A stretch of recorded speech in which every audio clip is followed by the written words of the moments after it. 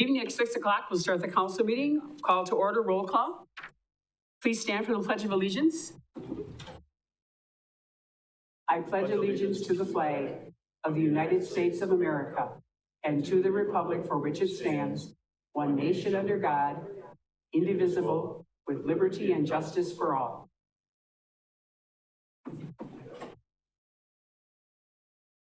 Item C, public hearing. On November 11th, 2024, the recommended 2025 budget included all changes made by budget meetings held on October 14th, October 21st, and October 29th. Was published in the official city newspaper, Marshfield News Herald. At this time, members of the public are invited to comment on the proposed 2025 budget. Brad, if you'd please come up, state your name, address, and you get 5 minutes at the podium. Brad Remen, 10643 Wills Run. I am the president of the board of directors for Main Street Marshfield, and with me tonight I have Ben Rowan. He is our brand new executive director for Main Street Marshfield, so I wanted to bring him along for the fun tonight. We're here tonight because we want to ask for reconsideration of our funding request for 2025. A little bit of a background. We had an initial request for $30,000 with $10,000 being approved for the downtown planners, and thank you very much. That's very much appreciated. Of the $20,000 that was not approved, I'm asking for you to reconsider $7,200 for our small business marketing grant program. So what is the small business marketing grant program? It's a program that we've been running since 2022. Businesses can apply for to receive a grant worth $2,000 of services with exclamation. That's Simplicity Credit Union's credit union service organization. Businesses can opt to either have work done on a small business website, custom videos, logo or branding refresh, branding photography, or graphic design. What's special about this is that exclamation does a dollar for dollar match with the city funding. So half the cost is covered by exclamation and half the cost is covered by city funding. This program is very, very popular. Since 2022, we've awarded grants to 16 businesses. In 2024 alone, we had 11 applications with only 4 grant slots available. Based on that surge in demand, we did increase our 2025 ask to cover up to 6 grants. So still not even the full demand that we had in 2024, but trying to increase that just a little bit. Now, what I love about this program is if you think about small business owners, they don't have the luxury of having personnel who specialize in any one area. Myself, I work in finance at Rail Transport. At Rail, we have a finance department, we have an IT department, we have a human resources, we have a payroll, we have a maintenance, and so on. The small business owners need to be resident experts in all areas of their business. To say it another way, they need to be a jack of all trades and maybe a master of 1 or 2 areas. This program provides them with the resources needed to create and sharpen their marketing skills. So I'm a little biased here. I spent 25 years in marketing before I transitioned to Rail. What I love about this program is that in my time involved with Main Street, marketing or business awareness is the lowest hanging fruit for improving the viability of downtown businesses. So not only does this program help businesses address this area, but the impact of the city funding is doubled with the generosity of exclamation's dollar for dollar match.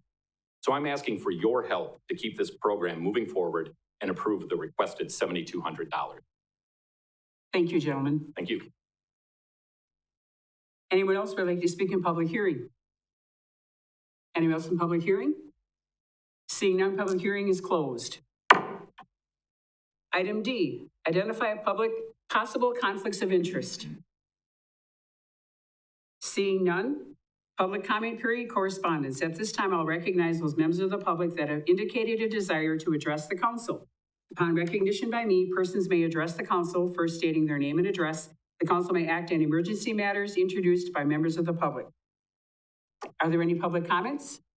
Yes, there's one, and I'm going to go to the podium.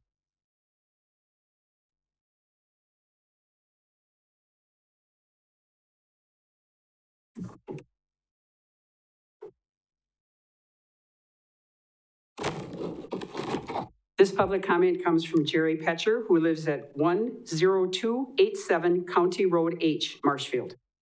Hello, Mayor. I feel that I should write something positive to you. I want to thank the elected leaders of Marshfield and the involved city staff members for their insight to have installed the bike walking trail on West Adler Road from Sycamore Street west to the entrance of Weber Park. For the past 50 years, I've been driving into Marshfield from Highway Y onto Adler Road. Never in my wildest imagination did I think this type of trail would or could ever exist on this stretch of the road. I was a big critic for this project when approved, as it made no sense to me. My negative attitude intensified with the cutting of the trees and when driving the road nearly daily and watching the stumps display their ugliness. But now, seeing the final project, I'm super impressed and smile when driving on this portion of Adler Road. Again, City of Marshfield, nice job. Respectfully, Jerry Petcher.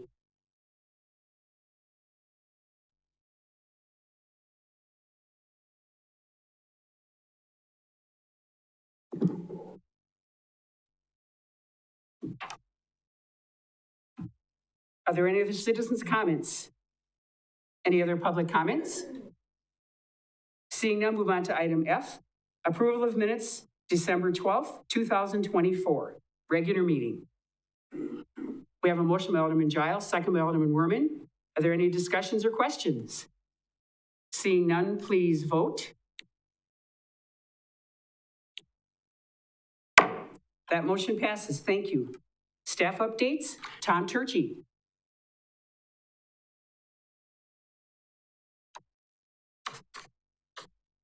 Good evening.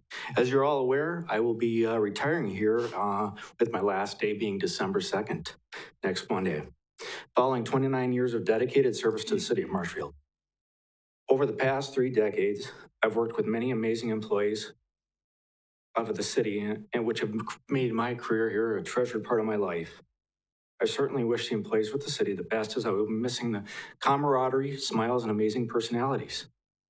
I personally want to thank Dan Connect, Tim Cassidy, Josh Moritz, Chris Hawley, Lance Oldham, Sean Miller, James Burton, Tim Rasmussen, Jeff Geyer, Mark Kevla, Steve Bard, Hap Wolfgram, Jeff Moulter, and all the city staff for their dedication and commitment to the citizens of this community. Without such dedicated staff, many of your policies and dreams would not become realities. Now it's time for me to say goodbye and embrace the next step of my life. Spending more time with family, friends, and hobbies, and the excitement my wife and I will see here next spring with our first grandchild. So, thanks.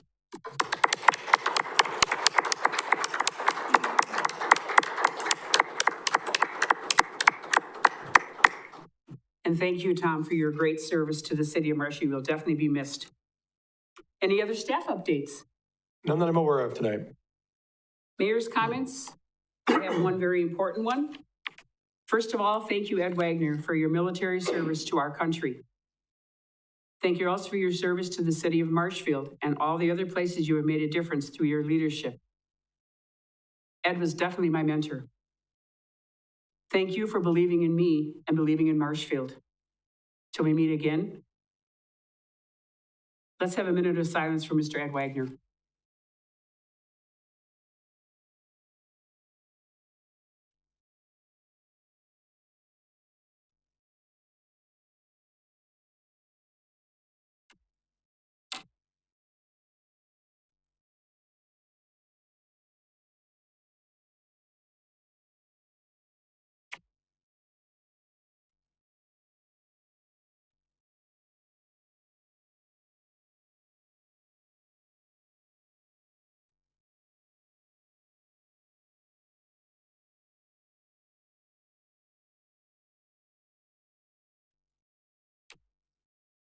And thank you all. Ed, I know, is smiling down at all of us.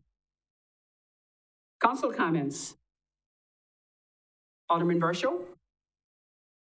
So for the last 6 to 8 months here, we've had different discussions regarding entities coming in and stating that build things and people will come into the city. Pickleball courts, they're going to have tournaments, they're going to have people come in the city and help the economic growth. Columbus Catholic School building a big field house and have tournaments there. Friday the 15th, Rice Lake played West of Pier at the Marshfield High School. There were two large cities, Division II. Winner went to the state championship. There were a couple businesses in town that were inundated with fans.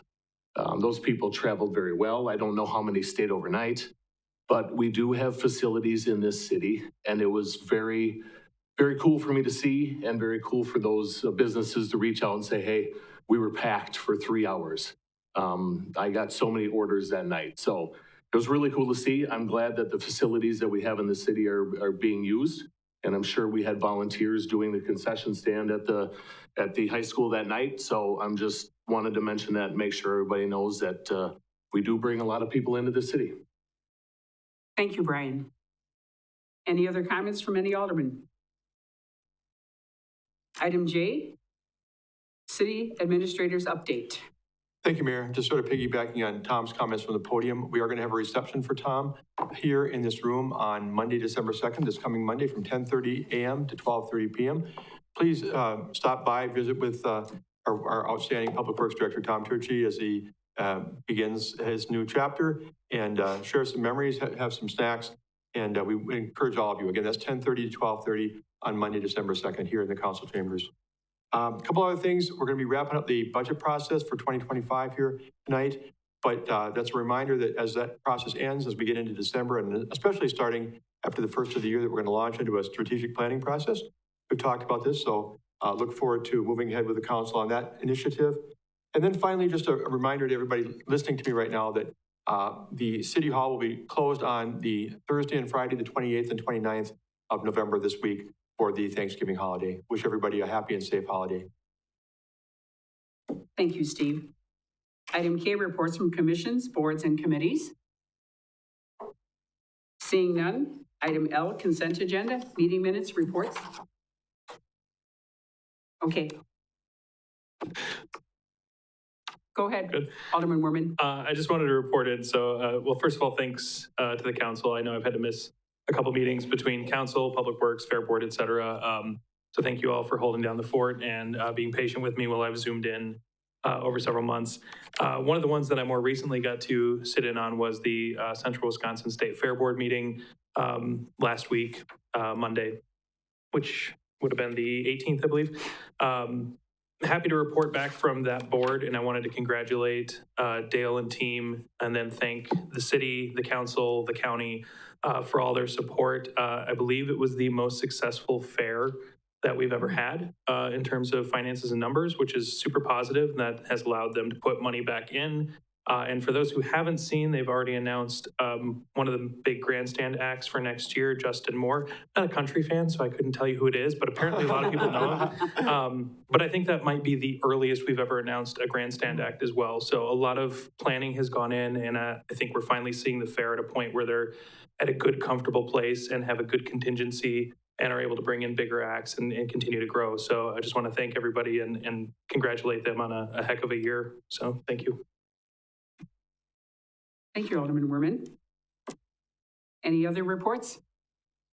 Sorry about the no buzzing. Okay. Item L, consent agenda, meeting minutes and reports. Motion by Alderman Spiro, second by Alderman Tompkins. Are there any questions, comments? Seeing none, please vote. That motion passes. And we can skip item M because there's no consent agenda items to be removed.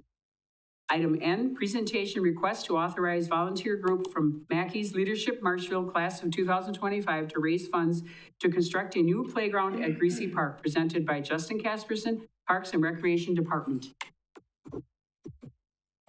Good evening and thank you. I'm just going to briefly introduce this topic and then turn it over to the group that's standing behind me. I don't know if you guys know this, but I did take first place in that chili contest last week. And I have a trophy to show for it, so if you have a chance, just want to spread the good cheer and brag a little bit. Seriously though, Mackey has a leadership group that starts in the fall, ends in the spring each year. Groups approach various stakeholders and benevolent organizations and find projects to do as part of their leadership project. This year, this group is enthusiastic and excited about replacing the Greasy Park playground at Greasy Park. You know, it's a wooden structure. It's pretty old. It's in our CIP. So they're taking the bull by the horns, and one of those steps is getting permission from this group to go out and start some fundraising. They've already met with the foundation. I said I wasn't going to take too much of your thunder, so I'm going to try to stop talking and let them explain everything. But they're here to make that request to this group so they can take that next step. So I'll turn it over to Lindsay. Yep. Thanks, Preston. Good evening, everyone. My name is Lindsay Safford. I'm from Forward Bank, and I'd like to introduce our 2025 leadership class. My name is Bill Thomas. Just moved to Marshfield in January. Started with the class work with prevention genetics. Abby Meyer, project manager at Staub Construction. Connie Mikulski, branch manager at First State Bank.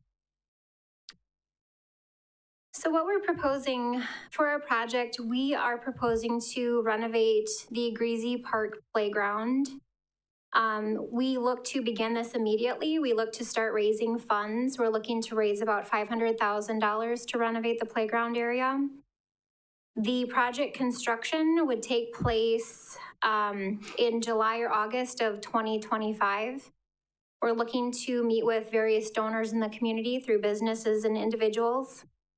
The playground was constructed in 2000, and it's kind of met the lifespan for the wooden playgrounds. So like Justin mentioned, we've met with Marshfield Parks Recreation and the Forestry Committee and would be working with the foundation as well as representing Mackey. And our proposal is to start fundraising.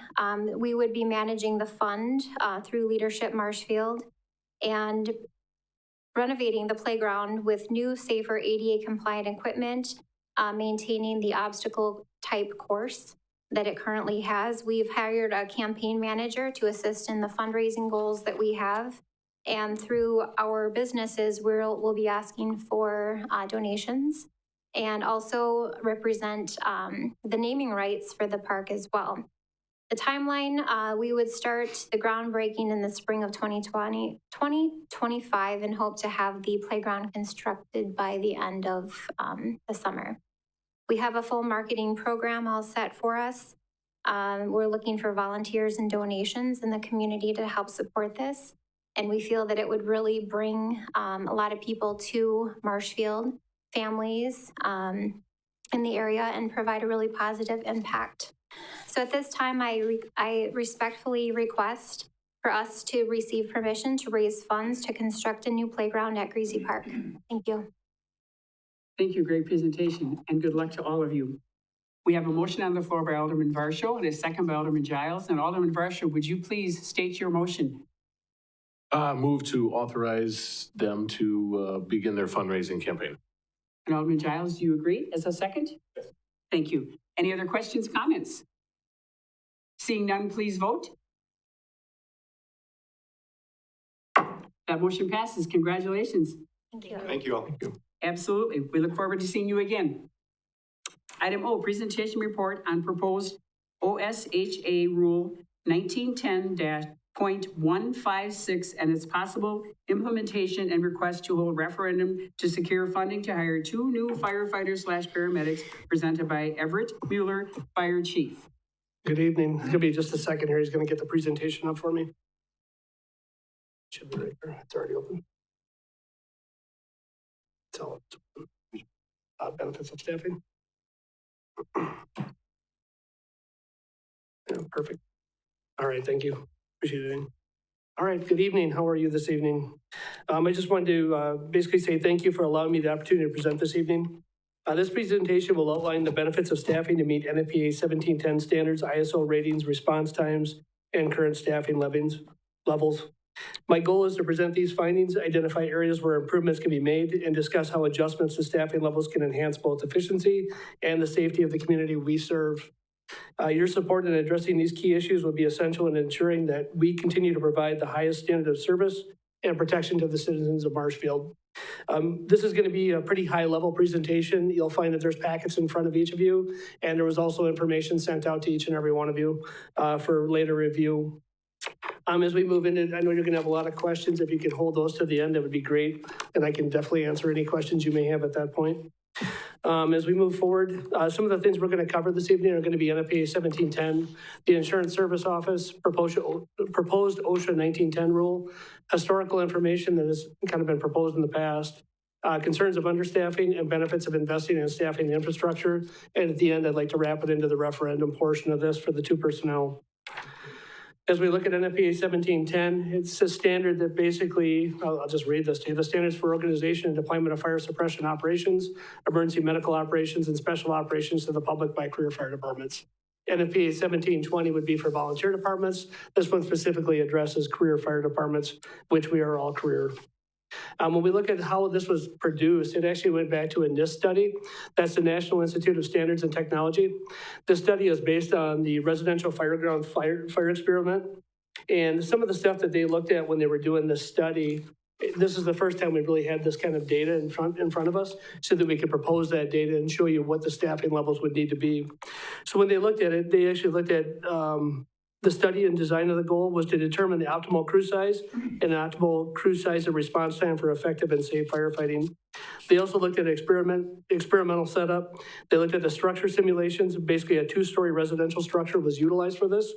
And when they did that, they looked at different things that they would do during those evolutions, which would be deploying hose lines, ventilating structures, conducting search and rescue, performing fire suppression. Those are all efforts that we do when we're inside a structure fire.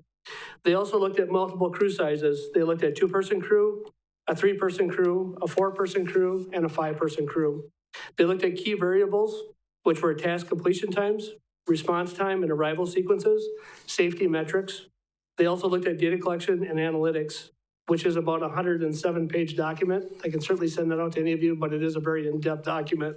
That one has just looking at comparing the crew sizes, impact on the fire growth, and effectiveness of critical tasks. And then the findings and recommendations they had from that one was that a 4-person crew was faster and more effective at completing critical tasks. 4 persons were shown to complete fire attacks 25% faster than 3-person crews and complete fire attacks 50% faster than 2-person teams. They reduced the time to water on fire, search and rescue, and also ventilation when they were doing that study. I'm hoping to get a data analytic packet I just put in for that, and hopefully that'll be something that'll be a very brief summary of that whole thing, and I'll get that out to each and every one of you when it comes time and available. What makes up a company? I think we need to kind of look back a little bit and look at what makes up a company. It's a group of members under direct supervision. They're trained and equipped to perform assigned tasks, and they're organized and identified as engine, ladder, rescue, squad, or multifunctional companies. This would be when you see like one of our engines that's got a quint, we call it a quintuple, but it actually would be a ladder on top of it. It's got a pump on the side, and it's something we can utilize. It's not a 100-foot aerial. And then arrive on the scene in an apparatus. That's what they typically do. When we look at the company staffing crew size, we'd be looking at engine minimum 4 on duty, which would be made up of an officer, an engineer, and then 2 firefighters. And if we're looking at a truck company, that'd be a minimum of 4 on duty. That'd be an officer, engineer, and also 2 firefighters. As we move forward, you can kind of see where this one breaks it down a little bit better for you. When you look at the NFPA 1710 single family dwelling, I'm going to break down this one side for you, which is the incident commander. The incident commander is overall in charge of that scene. They're also in charge of safety. They basically make sure that everything's going, and in one sense, they oversee everything, make sure those functions are all coming together. When we look at our system, we look at ICS, we look at span of control, which is 3 to 5 is 5 is optimal, but it is 3 to 7 as far as many people we can work with. The aid person is going to be someone that can help to listen to communication, can write down pertinent information, such as when we have PAR reports, which are personnel accountability reports, meaning we call into the staff inside, we make them check their air supply, we make them check all the stuff, make sure that they're accounted for, and they have everything taken care of. They can write and document that stuff, and we do that on a 20-minute interval period. Our engineer is actually the person who's going to be running the first engine. That engineer, what you would see here is like the attack pump operator. That person actually runs that engine and makes sure that water's going in. That person is substantial and has to stay at that position. They cannot move from that position because they need to make sure that no water is being cut off from that fire. If we cut off water or we lose any kind of pressure for the water going into that structure, then we know we're going to have problems for our crew inside. So we have to make sure we have somebody there to make sure that's working. If for some reason we lose water pressure or we have some kind of problem in that area, they're going to go ahead and give 3 loud blasts, and they're going to pull the people out of danger because they literally have no water supply. We also have what we call the fire attack crew. That's going to be a 3-person crew. That is basically an officer and 2 firefighters to go in. When we get inside, this is where we were starting to talk about that in the NIST study. It basically goes down to we have to have people to move that fire, that hose line inside, find the attack crew, and actually go after the fire. So you typically need 2 people on the nozzle, and you need 1 person to go back and pull hose lines and keep pushing things around the fire inside the fire or inside that structure. The backup crew, we have the 2-in, 2-out rule, which is based by 1910. That's OSHA 1910, and we'll talk about that a little bit later. It's a rule that's on play, and it actually is part of SPS 330, which is the state statute. What that does is makes sure that we have a crew that's ready to go in for that fire attack crew. If they get cut off for whatever reason while they're going in for that fire, they can go in and they can bail them out and bring them back out of the structure without losing those 2 firefighters that are on the attack crew. I mean, we would basically put 3 in this one under NFPA 1710. The victim search and rescue, if we happen to get to an encounter where we do have to get a victim out of a building, we still have fire attack that we need to be concerned about. We still have the 2-in, 2-out rule, but now I need to dedicate people to taking care of that victim recovery so we can get that person out. What we have found, and I'll talk about this later on in the slide too, we found that if you take your fire attack crew and your victim search and rescue crew and you put those together, what ends up happening is they get more situated into looking at the victim search and rescue, and they start to lose track of the fire.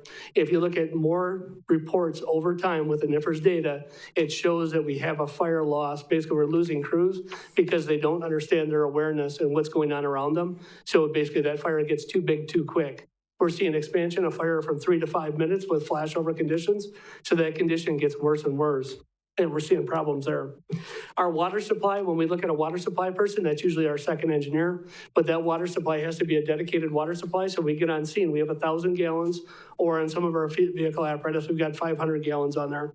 So what we need to do is be able to get water back on there. And to give you an idea how fast we can pump water, if you look at a 2.5-inch hose line, that's some of our bigger hose line, that can pump 250 gallons per minute, which means I've got about 4 minutes where I can pump off from that fire apparatus. So I need to get that hooked up and make sure I've got a water supply and make sure I've got that water supply, which is our hydrant system, and you're seeing all of our hydrants getting overhauled recently. The additional part is the ventilation. When we talk about ventilation crews, these are people we put on top of the roof in cases where we have a backdraft condition. So if we see we have smoke puffing in and out of a structure, what we'll do is put them on top, we'll relieve that structure and get that smoke and hot air and gases out of the top of that structure so that we don't have an explosion on scene. So we need dedicated personnel for ventilation in those cases and scenarios. Anytime we put somebody up in an aerial device, we need to make sure we have somebody on top of an aerial truck. So they sit back on the back of the platform. So if you look at the aerial operator, there's a podium back there. They make sure all the controls are being taken care of. And then when we get a rapid intervention crew, this is our rescuers. So in case we get in trouble on the inside, they've got all the crew and they've got 2 people established, and they've got all the equipment set out so they can come in and take care of those people. We can get them out. So they've got saws, they've got all the rescue, they've got all the different things they would need to come in and rescue us. Typically, when we have a rapid intervention crew going in, it's because we've got somebody that's trapped, and that's our own firefighters. That's probably one of the toughest calls any commander would ever have to make, is to send that crew in whenever they hear a Mayday situation. So that's something we're going to be looking for, and we'd want to have the rapid intervention crew in place to take care of that. I think I got a little bit ahead. Nope, we're there. Okay, so the response objectives, when we look at this, you're going to see I kind of outlined the responsibility of Wood County Dispatch. That's when that information comes in, and it only can come in basically whenever they identify where that fire is. That's when they can report that fire. That's that top area when it talks about state of normalcy, event initiation, and discovery of event. That's all the stuff that happens prior to. Sometimes we'll get it in a minute. Sometimes we'll get it in 10 minutes. You never know when that call is going to come in. Then it goes to Wood County Dispatch. And we've done quite a bit of stuff as far as our infrastructure to build that out. We've continued to build our towers and continue to build on that infrastructure so that we can talk with dispatch down in Wood County. That was something we went to years ago, and we've been continuing to try to build that process out. So when you look at your turnout times, about 80 seconds is what we're looking at for turnout time. That means the time it takes when that call gets in. You hear it overhead. I know many of you have been down to the fire station. You hear that call come in. That basically means we're dropping everything. We're running to the engine. We're getting our gear on, and we're getting all the stuff put on so we're ready to go into a fire. That takes about 80 seconds. We shoot for 60 seconds at the fire department. We continue to drill for that in the anticipation that we know every second counts. When we look at our travel time, it's 240 seconds with an overall encroaching goal of 5 minutes and 20 seconds. Where the 240 seconds, that's really 4 minutes. If you were to go ahead and march that out, comes out to 4 minutes. If I were to march that out and I were to go ahead and put that onto a map, I would look at this map right here. This map in any of the green area, you're gonna see it's got a 4-minute response time. So NFPA 1710 says, once we have that dispatch, once we're turned out, it should be a 4-minute travel time. As you can see in many of our areas, we've got about a 4-minute response area in the downtown area and around that central area. When we get out a little farther, and that's gonna be 0 to 4 minutes. When we get out to the yellow area, that is gonna be 5 to 6 minutes. Or I'm sorry, 4 to 5 minutes. And then we get to the orange area, 5 to 6 minutes. And when we get out into the red areas, that's where we're looking at 6 to 10 minutes. So we've got some areas that are definitely a little bit farther out. These are things we look at. And if you look at the districts, you can actually go by your district and you can see the breakdown. And when we're looking at 4 minute, 5 minute, 6 minute, and the 10-minute periods. And I've got to hand this to GIS. They did an excellent job of putting this map together for me. This is based on 10 miles over the speed limit. That's how we basically do it. And we've got an SOP and SOG that actually puts that in there. And that's how we travel to make sure we're doing due regard for what we're doing for travel times. But as you can see, the first engine, that's where we try to get it there by the 4-minute mark. Second engine by the 6-minute mark. And we want a full response was that previous slide. If I were to go ahead and flash back to this slide, it would tell you that we want the 17 or 15 personnel. If we're using an aerial device, we want 17 personnel in that case. But we would be looking at that for the overall complement to make sure we have them there in 8 minutes. If we were to start looking at, a lot of times we say that, you know, fire is going down. We don't have the fires we used to. Well, we're actually starting to see the U.S. structure fires, and this is based off, this is courtesy of National Fire Sprinkler Association, but this is all of our NFIRS data across the United States of America. When we look at our data, we can see that that data is starting to go back up. There's a reason for that. When we look at the construction that we're basically building our houses out of, it's the cheapest and most effective method to do it, right? Because our builders are trying to do the most effective method of building these buildings. The problem is we're putting in lightweight construction in these buildings, meaning we've got pressed glue, we've got all those things. Unfortunately, you know, when we had heavy timber before, it took a lot longer for that to burn. Now we've actually added a whole bunch of fuel with our timber. So we're starting to create a problem where we're actually just through the construction methods, we have the ability to burn.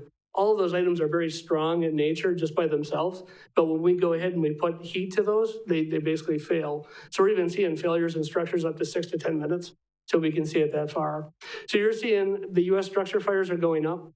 You look at fire deaths in structures, those are also going up. And I did provide some information for you on some of that. I'm gonna kind of cover one of those in a fire or in a video that's going to come up in this next slide. But one thing I wanted to point out before we get to that slide is I've got a couple things. There we go. Civilian fire deaths, if you were to look at that, just in the state of Wisconsin alone, 74 in Wisconsin in 2023. That's what we saw for civilian fire deaths. And we look at firefighter fatalities, we had 61 in Wisconsin. So it's up there. Some of that isn't, you know, basically when you look at that criteria in your packet, I don't want to get too deep into that information, but it's all there for you so you can go back and look at all those different things, and the overexertion is usually the biggest one that's going to be a part, and also leads to cardiovascular stuff. I'm going to play this video for you real quick. It's just a quick building of what happens in a structure fire and how fast this is. This is kind of getting into what we'd call a flame over condition. And with a flame over condition, basically everything becomes superheated in the structure. And as I was talking about before, when you look at around, or even look in this room right now, everything here is built out of polymers and things like that. So it actually adds to the fuel load that we're seeing. So as you look at this, it's a small fire. And literally, if you were to think about this, just think this happened. Something happened, something got knocked off, and you go to take the garbage out to the garbage. You've got a few minutes here. And you can see how fast this is starting to build. It's going to continue to build on it. You can hardly see it at this point at 37 or 38 seconds. Starting to ignite that sulfa. And all these materials are fire retardant in nature, so meaning that they have a fire retardant material on them, but what ends up happening is it continues to build quicker. Once we get something superheated, it doesn't matter what fire retardant material put on it, it will burn. Even our structural firefighting degree, our firefighting turnout gear, at 870 degrees will actually start to break down. We've got about a minute at that temperature before it starts breaking down and degrading to the point where it'll start on fire. So you're at a minute 12, you're starting to see the fire growth, and you'll start to see smoke right along the top of the structure. You're gonna see that start to build, and what we're starting to see is superheated gases collecting at the top of that area. At that area, we consider that to be probably, just in a few minutes here, you're gonna be about 1200 degrees up there, then we get into layering. So then it goes down to about 800 degrees, about 6 feet up, 7 feet up, somewhere in there. And then it's just gonna continue to layer down into the area where we can survive or where victims can survive. It's usually about 200 to 300 degrees at that area. Here, you're starting to see that smoke building, and you'll start to see things start to take off because it's starting to ignite up on top now. And we're only a minute and 53 seconds into this video. And this is, you're starting to see it build. Now we're at 2 minutes. And once it starts to get to that point where it's become superheated and starts to add that flame to it, and you're starting to see everything start to off gas, that's what happens. We call that pyrolysis. And pyrolysis means it's going to go ahead and start to off gas, and you're going to start to see that heat, and it will ignite everything in that room. So within just a few minutes, less than 2 minutes and 23 seconds, you've got a complete flame over condition to the point where it's not survivable. No one could survive in that structure right now, in that particular room. And if a firefighter were to be trapped, it'd be the same. But, you know, you look at time years ago, we'd have 20 minutes to get a fire under control. It would be 20 minutes to get to this growth point. Now we're to the point in less than 3 minutes, 3 to 5 minutes, we're looking at what you see right now. So they're gonna put the fire out at this point.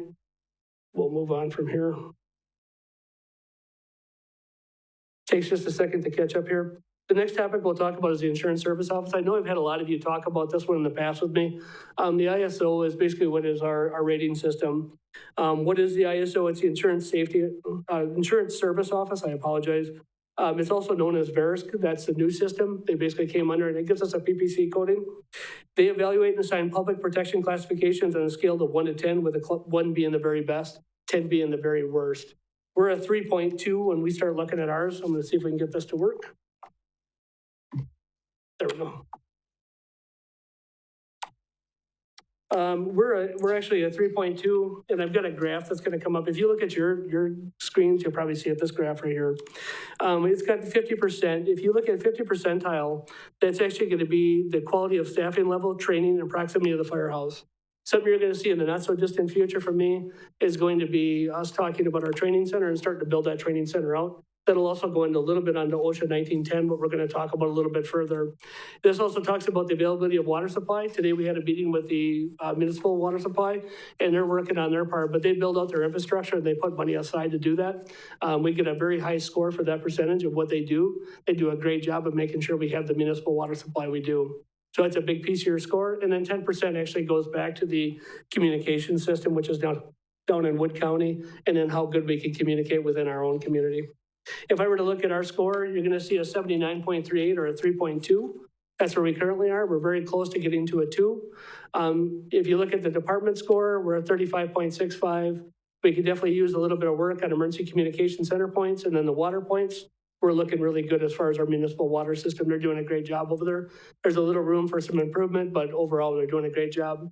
The other thing is the community risk reduction points. That'll be something you'll see in OSHA 1910 as well, the proposed standard coming up. But with the community risk reduction, you're going to look at a 4.52. We're sitting pretty good in that area. This is all of our school visits. This is all the stuff we do for fire extinguisher training, all the things we go out and talk about, our outreach programs. If I were to break that down a little bit farther by my fire department score, you can see with our engine companies, we've got enough engines for this community. When we look at our reserve pumpers, we have enough reserve pumpers. That means any pumper that's going to sit in the back and fill in for an engine company when it goes out of service. And pump capacity, we have all of our pumps are 1,500 or greater. So we go all the way up to 2,000 gallons per minute. And ladder service, we've got one ladder truck that's capable of doing everything the ISO requires, which is 3 stories and above it can reach. We don't really see the need to have a reserve ladder because that's a lot of money to be sitting off to the side just to have it reserved. We do have other companies we can call for that. We can call Vesper, or we can contact some of the other full-time departments that have them as well. It'd be a little bit of a travel for them to get here, but we can do that in the event we have a problem with ours. As far as the deployment of those vehicles, when you look at deployment, that actually breaks down the examination of the distribution of engines and ladders. So if I were to go ahead and pan to the next one, you're going to see this map. If I look at the blue area, that's actually a 1.5 mile radius. that's for our engine company. That's where we should have engines. When you look at the yellow area, that's where we should have our ladder trucks. So you can see some parts of the city are definitely not covered by blue, and some parts of the city are not covered at all by either one. So we've got some areas where we definitely have a need. If I were to go back to this slide and talk about our personnel, you can see we score fairly low on this area. And there's a reason for that, and we'll talk about it in a little bit. Training, we're definitely doing well on our training, but we're continuing to document more and more and more. And we want to continue to build out our training to make sure our firefighters have the absolute best training they can get. And then the operational considerations is going to be the evaluation of fire department standards, operating procedures, and incident management system. We do an excellent job in all those areas. We're continuing to do a good job with that. So moving forward to 1910.156, what is it? It's covered under SPS 330, which is the Fire Department Safety and Health Standard. And basically, this is the state statute that pulls that information in. Right now, we're using the 2 in, 2 out rule. About 2 to 3, actually all the way back to 2007, they started working on this proposal. So it's been a long time coming, but they're going to be looking at everything that you see in the proposed standard information on the next slide. I broke that down into green, blue, and red. Green being the stuff that we do very, very well. Blue is the areas that we're continuing to work on and continue to try to build these out. And the red stuff is areas that we definitely need work on. If I were to go ahead and look at the National Incident Management System, we do a great job. We do after action reviews. We're working on our medical evaluations each year. We have to do hazmat physicals, so we continue to do that well. The equipment and apparatus standards, we're always repairing our apparatus and making sure they're ready to go and they're fully compliant. And then the performance-based standard, outcome focused, that's some stuff we're gonna have to work on and how we do that. And we're continuing to build that out for ourselves. Also competency-based training, and that's where we're gonna get into dealing with the training center and start to build on that in the future. So we'll continue working on all of that. And I'm going to kind of go through just down to the last two. The jurisdiction will need to conduct a community risk assessment to determine service scope. So we may have to look at that and have somebody come in and take a peek at some of the information I've already provided to you to see what that looks like. And then the staffing requirements, so far it looks like it's going to be a guideline. It doesn't look like it'll be a mandatory, but it'll definitely be a guideline we should adhere to or look at. Some of the historical information, I'm not going to get too in depth on this. I did give you each one of you in the packet. You're going to find all the information that goes along with this. The one I want to kind of center on, which is kind of a big piece of this, is the September 1st, 1971, which is the feasibility study for a second fire station. This was done by Midwest Planning and Research Incorporated out of Minneapolis, Minnesota. At that time, they actually called for 15 personnel per shift, which was 45 people. And then that was outside the fire chief and the assistant chief at that point. And what they were basing it off was the ISO standard, and that was the information they were pulling from. The rest of the standards, if I were to fast forward through all of that, that's all in your packets, but it mostly relates to everything we're talking about here, and I don't want to go into each one of those things. If I were to look ahead, though, if we were to look at what 1979 looked like for Marshfield city limits, that's what it looked like. The red area was actually what we had in 1979. We've definitely expanded ourselves a little bit. I'm going to be honest with you, when I saw this map come across, I was kind of flabbergasted. I didn't realize that the city has grown that much. So it was definitely something that we looked at. It was like, wow, that's a big one. If you were to look at our call volume, really when we're talking about this, we're talking about firefighter safety and firefighter survivability. Call volume is a big part of this. It also deals with some piece of it, but really the bigger part is the NFPA 1710 standard is what we're looking at and what we're kind of focusing in on. We're continuing to see a call volume increase. It is starting to decline a little bit over the last 2 years, which is good for us. It's been a little bit better, but we could still use the 2 staff just for the NFPA 1710 standard. If I were to tell you what we're at today as far as our call volume, I'll get that page up here. We are currently at 3,144 calls to date. We are on target for about 3,500 calls, give or take a couple, to be at the end of this year. So we're definitely seeing that increase. So as you look at that chart and you look at that little dot in there, you can see our call volume continues to increase over time. If I were to go ahead and put that next to the department calls versus the staffing limits, you can see we took a little decline. We were starting to build, and then we took a little bit of decline in the last couple of years, which is going to build into what we're talking about with the referendum. So some of the concerns of understaffing, some of the things that we're always looking at is the fire operation risk and the risks of taking care of those things. So understaffing is not just a risk to operations, it also comes with hidden cost in a form of higher insurance premiums or potential lawsuits for preventable losses. If I look at the operational risk, I look at fire operation. Fire growth is exponential, as you can see in that video that I just showed you. A delay of even a few minutes can turn a small fire into a major incident, which means we've got sustained hours. It's going to cost more because we're going to have to call in additional staff and call for additional resources. Insufficient staffing puts firefighters at greater risk due to increased workloads. If I were to look at this in an EMS operation standpoint, we may face some delays that could affect patient survivable outcomes and medical emergencies. Really what I'm getting at there is if I don't have an ambulance to send, we're going to be calling from an outside community. And we are kind of an island when it comes to that. The closest proximity we have is going to be Spencer Fire Department, Stratford Fire Department, and Pittsville Fire Department. If you were to talk to them, they sometimes have a hard time staffing their own calls. So staffing our calls is going to be a tough one for them. And then the impact of the ISO rating. If we fail to meet required standards for staffing response, our PPC scores could increase. Insurance premiums may increase across the community. To put that into something that actually has tangible data for you, we looked at this model right here to kind of show you what it means when I have 8 on duty. That means I can have 3 off. We can have two personnel by contract, and we allow 1 person from staff, our administrative staff off as well. When you look at that, you can see we already kind of covered all these different positions in that previous slide. This is where it builds on that with the 8 on duty. If I'm down to my minimum staffing, which if you look at 2023 statistics, 56% of the time in 2023, we were at staffing of 8. On those days with an ambulance on a call, we had 6 firefighters available for fire response. This occurred 2,031 times. So that kind of gives you a premise of what we're looking at. When I look at 8 on duty, you can see the yellow area and the red area. Those are the 2 I really want you to center on. The red area means I can't fill any of those positions. There's nothing I can do in those areas. I've got to try to balance my resources while I'm on scene to figure out how I'm going to get those accomplished. So I may have to pull somebody off from some other area, and I may not be following the 2 in, 2 out rule by OSHA 1910 just to make this work. If I were to look when I have an ambulance out, you're going to see I've got just 1 for the backup crew. And one thing I would point out too is if I get into victim search and rescue here, I'm going to have to prioritize that, and I'm going to have to make a decision. And that decision is I'm going to have to make my fire attack crew. They're going to have to do dual duty. And like I talked about before, we're probably going to run into problems where they're going to be more centered on that victim retrieval, and they're going to be farther into a structure and they're not watching what's happening around them.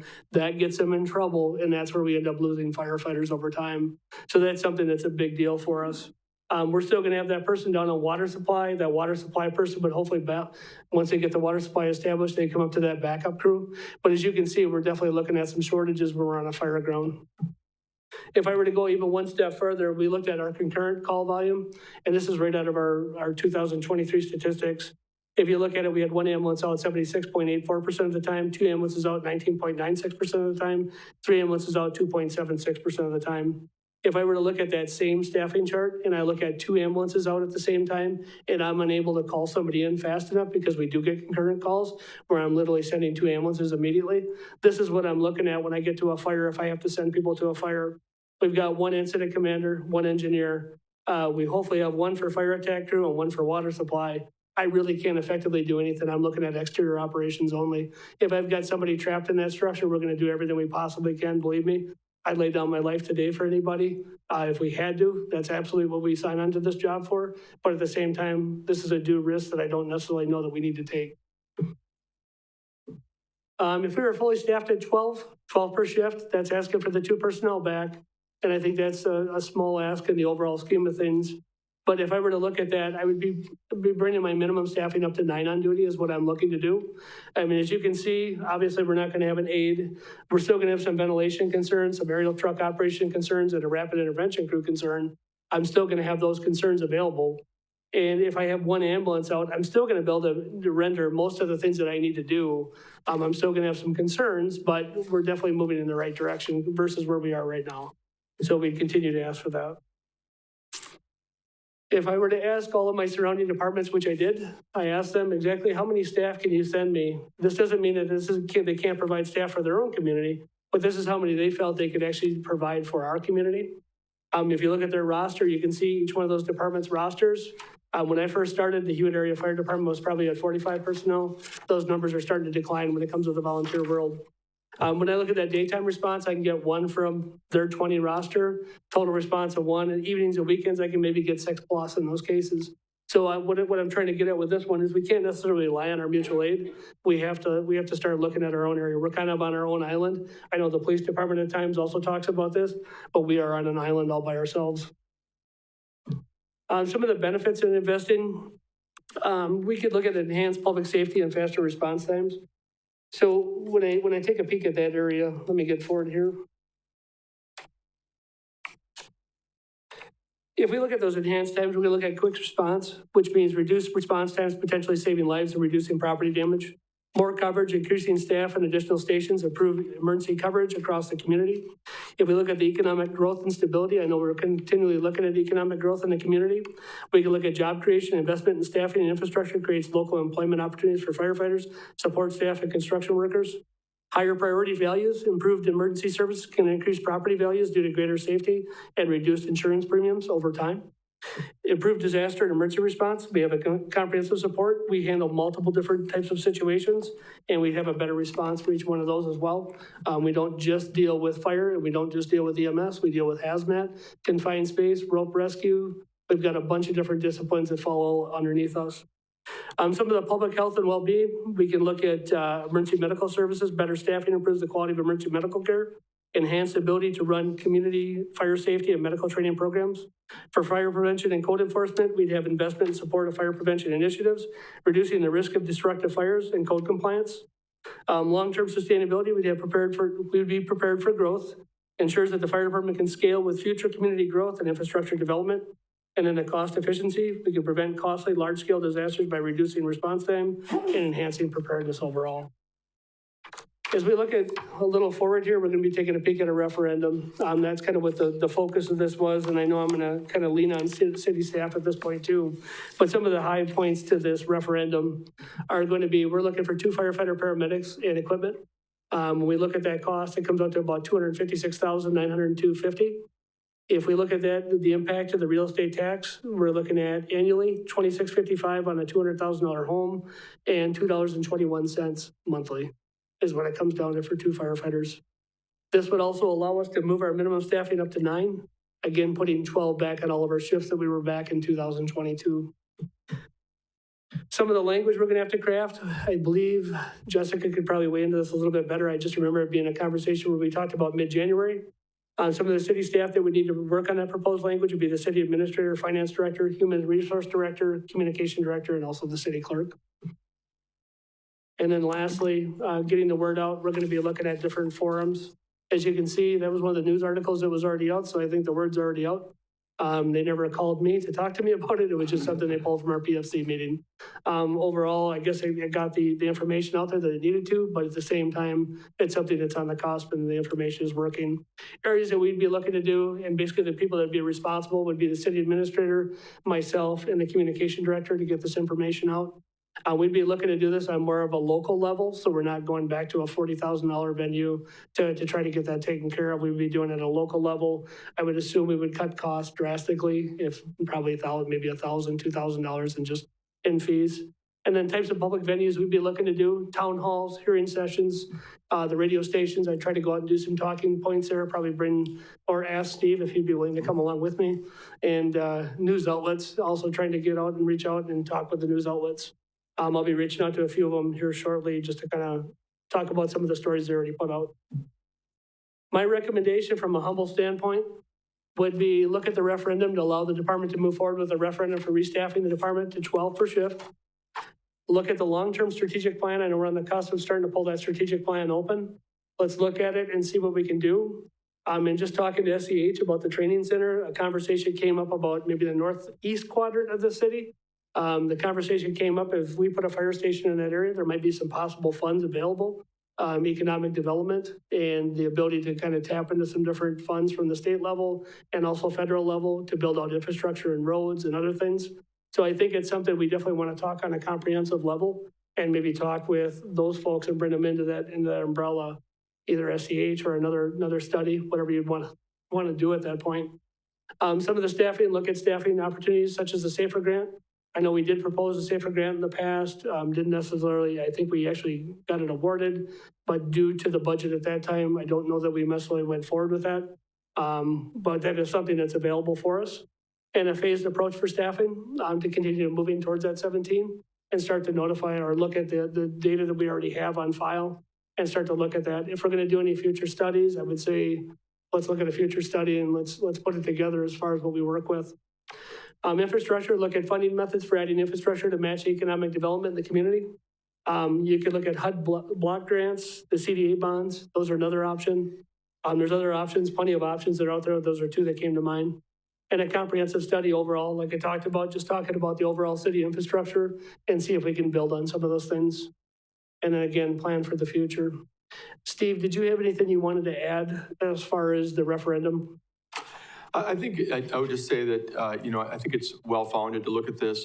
I know the school district just went through one, and that might make you think, is there an appetite for another one in the community 5 months later in April? But, you look at the size and scope of their $71 million referendum versus $250,000. I think the referendum we had in April of 2023 showed definite support for public safety. It failed by 50.5% to 49.5%, but that one was a much bigger ask, if you remember. 9 firefighter paramedics and some other staffing issues as well. So hopeful that people will see that we need to get back at least to the level we're at in 2021, and that this $250,000 referendum and the minimum impact on the public would be something they'd be willing to consider.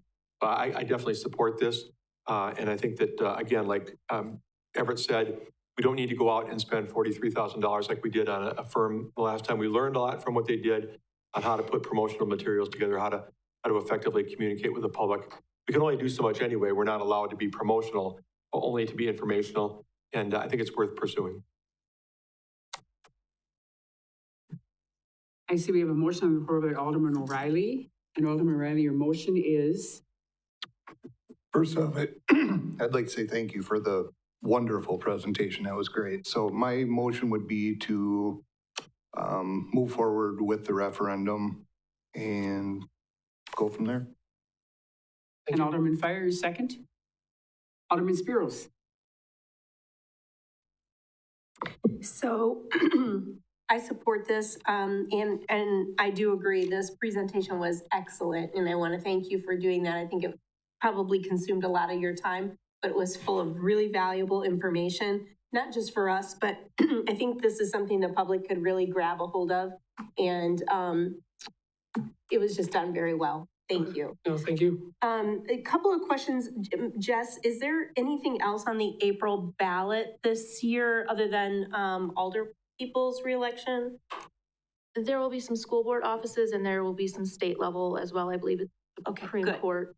Okay, good. I mean, I think the more things that bring people out, the better the opportunity. And then with the PFC, where is this in their discussion with them? Are they supportive of this, or are they, how is that gone? Yes, at the November 11th meeting, we discussed this, and I got permission from them to move this forward to you. So they're fully on board with support, so they would have no problem.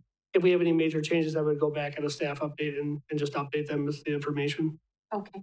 And then the last thing I want to say is I think that it's very, very, very important that we carve out a lot of time to meet with the public, and that we diversify the days of the week, the time of the day, and things like that, and that we get started as quickly as possible so that there's opportunities for people to attend some sort of presentation. And I think that it's really important that we vary those times and those days. I think it's a really good point. I think we did our best the first time around in the early part of 2023 under the guidance of the firm that was helping us. But I agree, a lot of our public facing was really in the final 2 to 3 weeks, and it got kind of crowded. And I'd like to see us get going earlier in that and spread it out and give more, like you said, different dates, different times, different places for people to be able to hear the presentation and weigh in. And just as a follow-up to that, Steve, is there a possibility that that somehow we can do some presentations at some of our larger businesses, almost like a lunch and learn for them, where we can capture a lot of people who live in town that would maybe attend it at lunch? Like, I know like the clinic, they do have, their meeting center, and maybe they would allow somebody to come in over a lunch or something like that. And some of the bigger businesses where we could capture bigger crowds of people. And I don't even know if that's allowed, but if it would be, maybe that would be something I we think, could try. and again, we'd have to work with the city attorney and make sure we're on the right side of the law with this, but I think as long as you stay informational, you can be in a number of venues. We actually, I think, did in 2023 venues like maybe the Kiwanis or Rotary, those kind of things. I know we looked at those, but again, it was based on a pre-planned presentation that was purely to inform and educate people and then take Q&A from them, as opposed to trying to do a hard sell. That's a good idea, though. Thank you. Alderman Werman? Thank you. Yeah, I had a little bit of feedback as well. Number one, I wanted to say thanks just for your mentality. I think people tend to forget that you guys are people too and have lives. So just you dropping that line about you would lay down your life for everyone or anyone, I think is fantastic. It's a great reminder of what you guys do because it is a very real possibility in your line of work. So thank you for that. Number two, I'm going to continue to throw flowers at you like everybody else has. This, no disrespect to anybody else who has ever been up here, but everybody should take notes from your presentation because you were able to explain it to an entire room of people in a way that we all understand. And I think that's a fantastic portrayal of how we should all work together because now I know what your needs are and I get them. So I definitely wanted to give you some kudos on that as well. And then I kind of wanted to tack on the additional notes, which I think Rebecca already kind of nailed, and that is I wanted to get ahead of things early. And I would love to see somebody like yourself do the presentation because I think people need to hear it from the source, but also they need to hear it from somebody who has to experience it. I feel bad saying it like this, but if it comes from like Steve or any of us, like it doesn't have the same effect because we're not living it and you are. So I think that's a key component. And then the last piece was just the little bit of feedback I got, and I was coming into council at the last referendum, was that people didn't want to support it when they were on that side because they didn't know how long they'd be paying for it.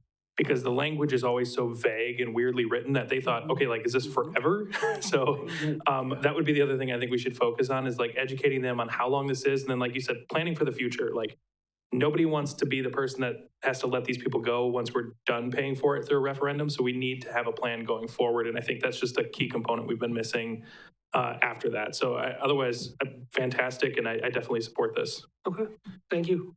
If I could just make a quick comment in response. When we did this 2 years ago, back in the beginning of 2023, and we would do the same thing here, it was both the fire and police chief that made the presentation. I was only there for the financial and administrative questions. And it was a great partnership, and I assume that that's what we would do this time, because I don't know the darndest thing about firefighting except for what I learned tonight. So, but I'm there to try and talk about the administrative and financial aspects. It's a good partnership. Alderman Stauber? Yep, thanks, Chief. Good presentation. Thank you. A few questions and maybe some comments to help out. First one would be, in hindsight, looking at the previous referendum, was our miss what Steve mentioned, that we were asking for too much on that referendum? Yeah, if you look at that referendum, we were actually asking for 9 personnel at that time. And we were asking for 1 police officer and I believe 1 record specialist. That got to be a big ask. And that was a $1.1 million ask. Okay. When we looked at this one, we really truly sat down and thought about it. And I feel like with the economic, at least where the economy is right now, I think this is an ask that would get us back to 2022 without asking for too much. Another question, shifting gears. I think you referenced NFPA 1710, and all of the focus was on residential buildings. Considering the audience, considering the calls that you guys go on, you've got factories, you've got old downtown buildings, you've got commercial buildings. If you could throw some of that in the presentation, I think would be helpful. Absolutely. Where I work, it's you guys are frequent visitors, unfortunately. Yeah. Also, it would be nice to know if there is such a thing. If you have a case study that would say, hey, because of our current staffing levels, we couldn't perform this task on this fire or this event, just something for people to grab onto. Nothing, Okay. just people like stories, I guess, and it'll help them to relate. As far as community support, it may be a fine line between politics and businesses in town. I know it's been that way with, people campaigning, but you may want to consider going through people like Mackey or organizations like Mackey where, companies like ours have representation and they can figure out the best way to get down to the individual voter. Okay. And then one last question. I look at some little villages in Wisconsin, and they've got brand-new fire departments and state-of-the-art equipment. And it leads me to the question of, other than tax dollars, are there any other revenue sources that would help out the situation? There are the CDA grants or CDA bonds. I know Baraboo just recently did that. They built 2 brand new fire stations. And they did it through that. Basically what they're doing is renting them. The CDA built them. They're renting them from the CDA till they're fully built or they're fully inhabited. So basically what we're doing with our fire station right now, it's on the bond and then we pay it off. We depreciate it out until the point it's completely paid for. Yeah, I guess my question is more on the personnel side. On the personnel side, we could look at the SAFER grant. That's the one I'm aware of. It's a federal grant, and that is for basically putting funding towards firefighters to get you safe staffing levels. Okay. That would be the one that I'm familiar with. I can certainly look into some more, but I know that's the one that stands out the most. And we can certainly put that together. We're actually looking at Lexipol. That's our policy and procedure manual, where we do our policies and procedures through, but they also help with grants. And we're thinking about reaching out to them to help us to put a better grant together. In this last referendum, we actually went through that SAFER grant process. We were notified that it wasn't a positive, so we didn't actually get the grant. Have Kurt, you rub the paper before you submit it. He has good luck with grants. We can definitely do that. We'll bring him back and he can come in and just rub the grant. Okay, sure. Thanks again for the presentation. Good luck. Okay, well, thank you very much. I appreciate that. Alderman Tompkins? Thank you. I just had some questions that came up as you were having the presentation. So if you don't have these off of the top of your head, no problem at all. But we can definitely get them to you if we don't. Yeah, no problem. So when you have 2 ambulances out and there's 4 people left at the station, which is that minimum of 8, and you're trying to get to a minimum of 9, but right now you've got 8. 2 ambulances are out. There's a fire call. Those 4 people, if can they enter the building if you've only got 4 that show up? They cannot. This is where I was kind of talking about in the presentation. So if we have the 4 personnel, we'd have one that's it's going to be a combat commander, and they're going to become part of the fire attack crew. So I don't have an incident commander on the outside of the structure. And anytime I don't have somebody on the outside, the proximity of the building, that becomes problematic because we've seen fire growth exponentially on the outside, and conditions change where inside it may not look like that, but on the outside it's completely deteriorating. Right. So we would probably have those 2 match up. I would still need an engineer to make sure that pump is in play. And then we would have one person to possibly get water supply, maybe, between all the other evolutions that need to happen on that fire scene. What we would do the minute that comes in, that call, if we would have the 2 ambulances go out and then that fire call comes at the same time, we would actually have our dispatch center start to go for a Mavis box alarm. And we would call in for all available staff that we could possibly get. But we're still going to be going to that fire with 4 personnel.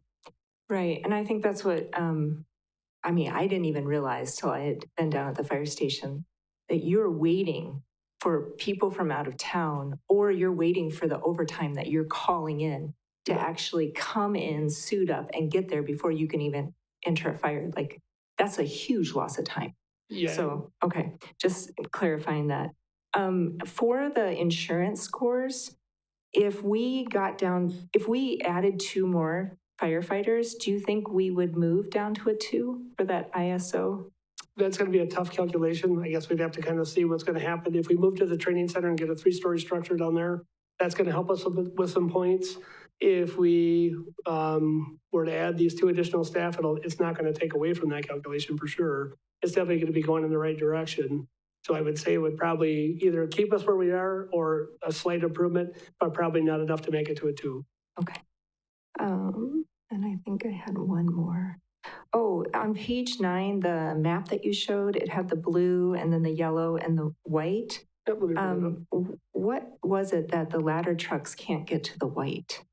If you're looking at this map here. Yeah. So what we're saying is they can move there, but what ends up happening is when they say placement of apparatus, so they want that blue section, that's for a fire engine. They would like coverage of 1.5 miles for that. So if you're looking at the fire station being right dead center, where it is right now, and in that blue area, what we're saying is they want that coverage to be blue pretty much all over the city. And then for the yellow area, they want that for 1 mile or 2.5 miles out.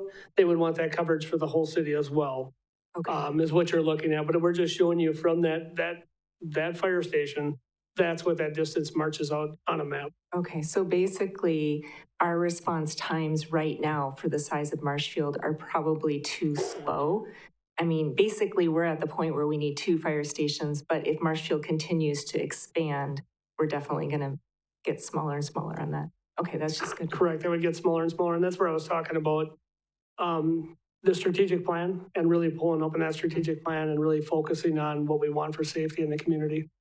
Thank you so much. Any other comments, questions?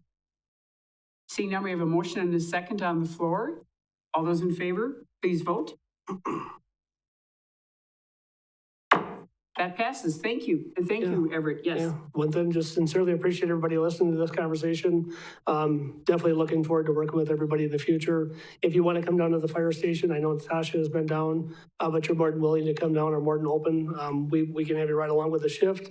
Or if you want to come down and just see our equipment, I can gladly walk people through. So we can do all of that anytime you want.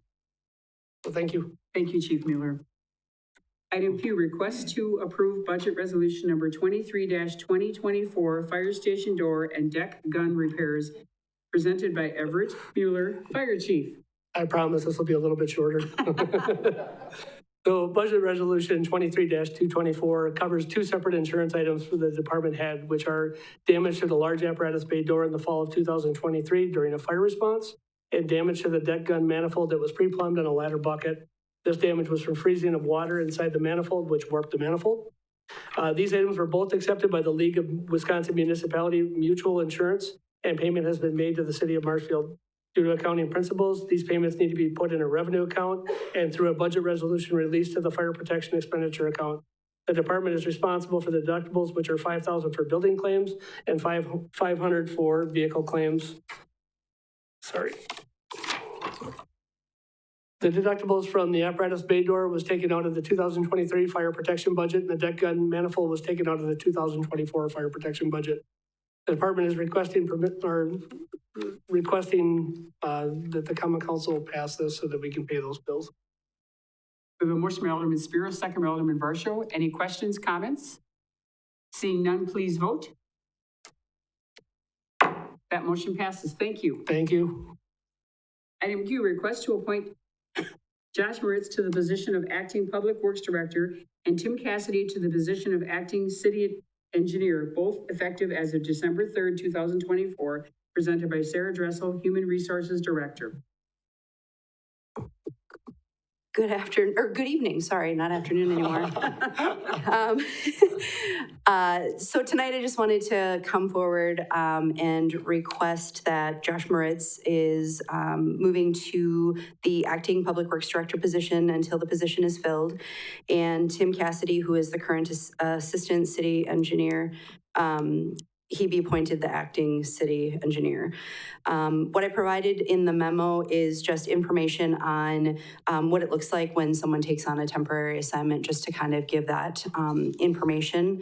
I also provided that the minimum salary for a Public Works Director is $50.77 per hour, and the minimum salary for a city engineer is $46.05 per hour.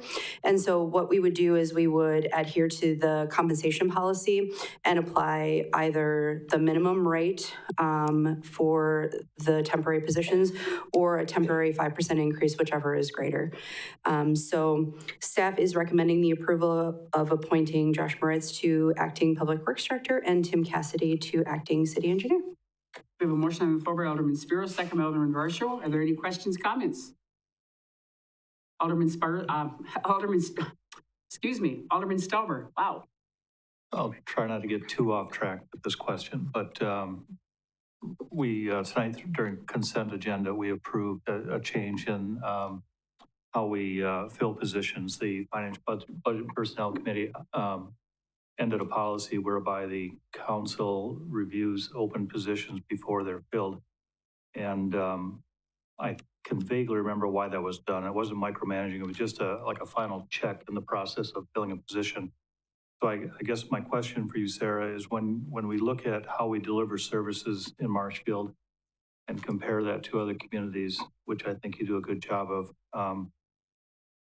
how does that happen within your department or percolate it up to get more eyes on it, if you follow me?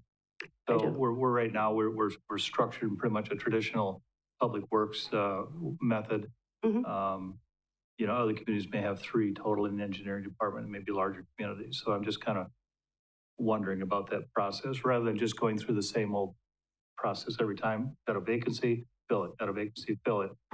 At what point do we, you know, ask ourselves is the best way to deliver the services that we think we need? Yeah, I think that is an excellent observation, because I do think a lot of times it is just you have a vacancy and you try and fill it. One of the things that we're trying to do every time we have a vacancy right now is we are looking at, is there any opportunity to either combine positions or transition positions to, you know, morph them into something else? For example, we moved kind of the associate planner position, and we morphed that with our ordinance position and created that zoning zoning slash ordinance person, 2 people. So we try to do that as often as we can, is just really review those things. I think Natasha has previously asked about something similar, looking at departments and really seeing organizationally, do we have the right amount of people, right positions, all of those types of things. So I definitely think in the coming year, because of the need for people and lack of applicants and struggles to fill positions, I'll definitely be coming forward with thoughts and ideas, proposals of what we potentially could do, but always open to looking at what other communities are doing. So kind of keeping an eye on the news and touching base with my HR partners in different municipalities and cities, because if they figure something out and it really works, I'm all about robbing Peter to pay Paul and stealing their ideas and all of that stuff. So, but great observation, and definitely, I think we're there. I think we absolutely need to be looking at all of our options. Part of that could be if we do have positions that are very difficult to fill or we're unable to fill, we are going to have to get creative. So it might mean taking on some consultants and things like that. And that's where we're going to have to weigh costs with needs as well. But we'll definitely be partnering with this group throughout that. And, you know, with staff, we're always in communications, but definitely looking at all of that. And I'll just add on, there's no reflection on Josh or Tim. I mean, between these guys, they probably have 50, maybe 60 years experience and dedication to the, you know, city of Marshfield, and you can't buy that. You pay a lot more for it anyway. You hire from outside. So if you were to come back in a future meeting and make a recommendation that these are permanent, I would probably support it. Thank you. Alderman Werman? Thank you. I've had the pleasure of serving on Public Works since I started. I think these are great moves, and I think we're going to be in very good hands. I just wanted to see from Mr. Turchi or Mr. Moritz, if either of you have any concerns that the council should be aware of coming up with this transition. I know you have a very short amount of time left. We've kind of talked with Public Works just to kind of address those things, but obviously with the staffing issues we've had hiring, I know that you guys have been hurting in the engineering department for a little while. So is there anything that we as a council should be prepared for going into the next year, having 2 positions moved around that, you know, could cause some headaches?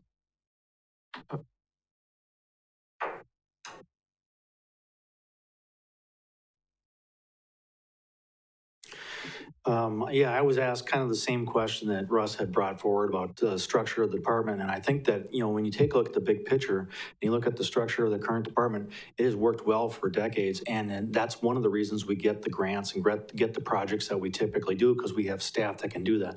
It is going to be difficult to fill positions in that department. Our current civil engineer 1 positions now, we're approaching almost 2 years now of it being vacant. And we've had to hire consultants to fill that gap. What's going to happen is that if we can't find another replacement for that department, we're probably going to have to hire more consultants to fill the gap, and or we're going to basically, some of the more mundane projects or more mundane things that we citizens and such know as standards of our department to take care of are probably not going to be able to be addressed very quickly, if at all, in some instances. Thank you. Yeah, and that was just kind of my caution to the council in general is like, Tom has put a lot of time, and the department, but I know Tom has personally put a lot of time into working on grants and really making that public works department come together and save a lot of money and get a lot of work done.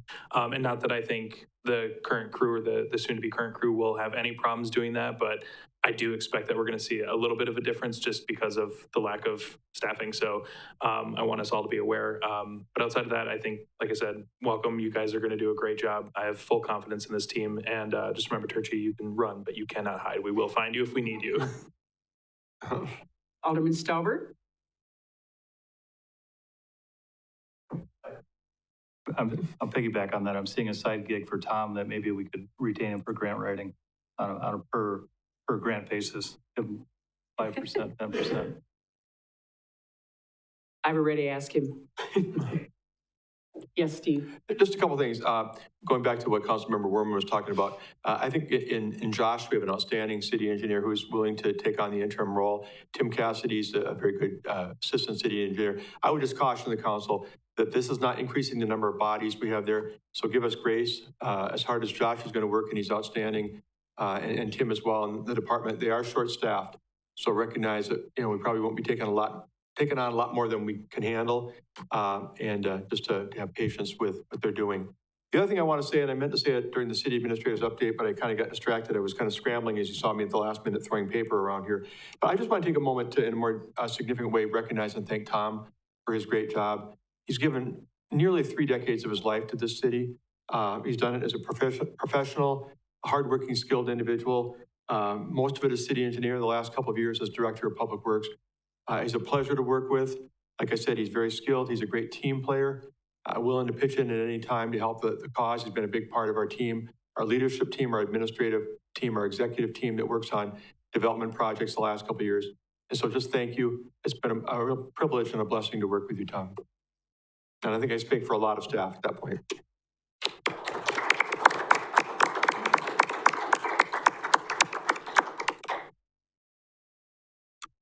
Okay, so we have a motion and a second on the floor. Are there any other discussions or questions? Seeing none, please vote. That motion passes. Thank you. Report on history of the Enterprise Document Management System, EDMS, requested by Council Members Stauber and Rigel, presented by Ng, IT Director. All right, just give me a minute here to bring this up. Good evenings. So EDMS stands for Enterprise Document Management Systems, and is a means to manage the paper documents that we have. So I'm going to present a little history just so that you can understand some of the recommendation that I did back when I submit my budget and so on. So it was back in 1998 that the city did an EDMS feasibility study and presented to the council. And in that study, 12 departments and or divisions were included in the study. And main number is that the city was generating about 275,000 and change of documents per year. So, and the retention period, as some of you have questioned a few weeks ago, it kind of vary by the record type. So I'm just giving you a small samples out of the first 5 record types that the city clerk has, in that report. So as you can see, some record type may require to be permanent. Some may have a needs for 8 years, 7, 45, 11. So it kind of all over the places, depending on the record types. Here's some year and what things happened. So back in 2011, we finally got the funding approved and start implementing the EDMS projects. So there's a 13 years gap, just in case you didn't realize that. So when we buy this solution, it's not a turnkey solution. So EDMS does not come as a solution that you can start scan document in. You do have to spend a little time in terms of deciding, what record types you want, and then what metadata, you need in terms of once you get the document in, how do you find the documents back? So there's metadata that you have to define, like invoice, you want to have dates, vendor name, and so on. So those kind of information, again, I'm not going to go into great detail, but I'm just want to point out it's not a turnkey solutions. And because of that, plus we learned that from the study that there's a lot of record types. So when we implement the system, we have to be selective because otherwise we never get anything done. So we were selective in terms of what are the record types that we need the most, essentially, what the most benefit we can get out of the system. So we're focusing on that. So we start building some of the system. City Clerks was one of the first one that we built. In 2013, we got funding for 4 temporary part-time document processor. And back then it was called document scanners for the position name. And suddenly scanning and indexing eventually, get into full swing. And 2016 is when we did a EBS, is Enterprise Business Software Study, and it's to replace our application software. And as you can imagine, because of the 1998 study, it is always in our heads that we are generating 275,000 pieces of paper every year. So one of the key things that we always keep in mind is to what we can do to reduce that papers. So we have been doing a lot of that even before we reach that turning point. So like some of your council members noticed that we start issuing you the laptop. So instead of printing the council packets every single time, so we have been doing that, reducing that papers. So 2019 is when we started looking for a new EBS software, and of course, with the paperless being a high priority. So turning point, what I mean is in terms of reducing the paper. So finally, we find a software that is really making a turning point for us because we start implementing this software in 2020 and then going live, around 2021. We have do as much paperless as we can.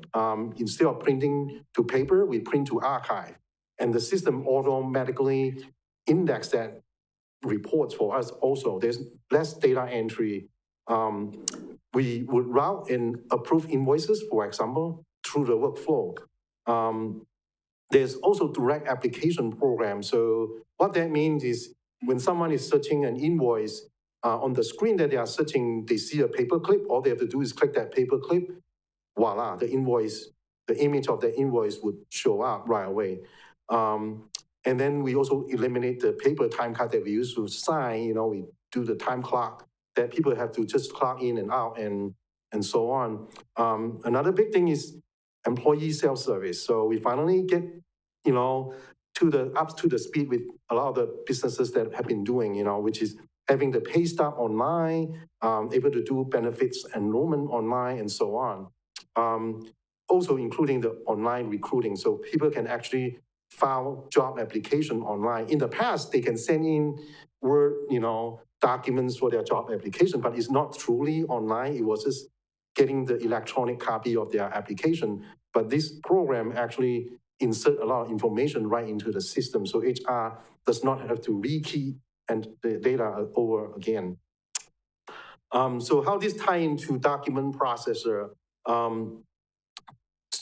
Because of that, having paperless system, essentially the amount of work that we still need the document processor to do is gradually reducing. Imagine that you do not need to scan and index the check that you just printed because you print to archive and so on. All the invoices that we receive are already in PDF format. So finance, all they have to do is upload that document. If they do receive a paper, they scan it in and kick off the workflow. So, so it's essentially in 2021, when we have a vacancy of our document processor, we decided that we'll change that position to a document processor / help desk assistant position. So it's a dual purposes.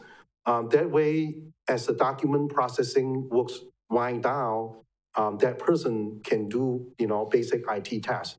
And hopefully, over time, the person learn, on the job.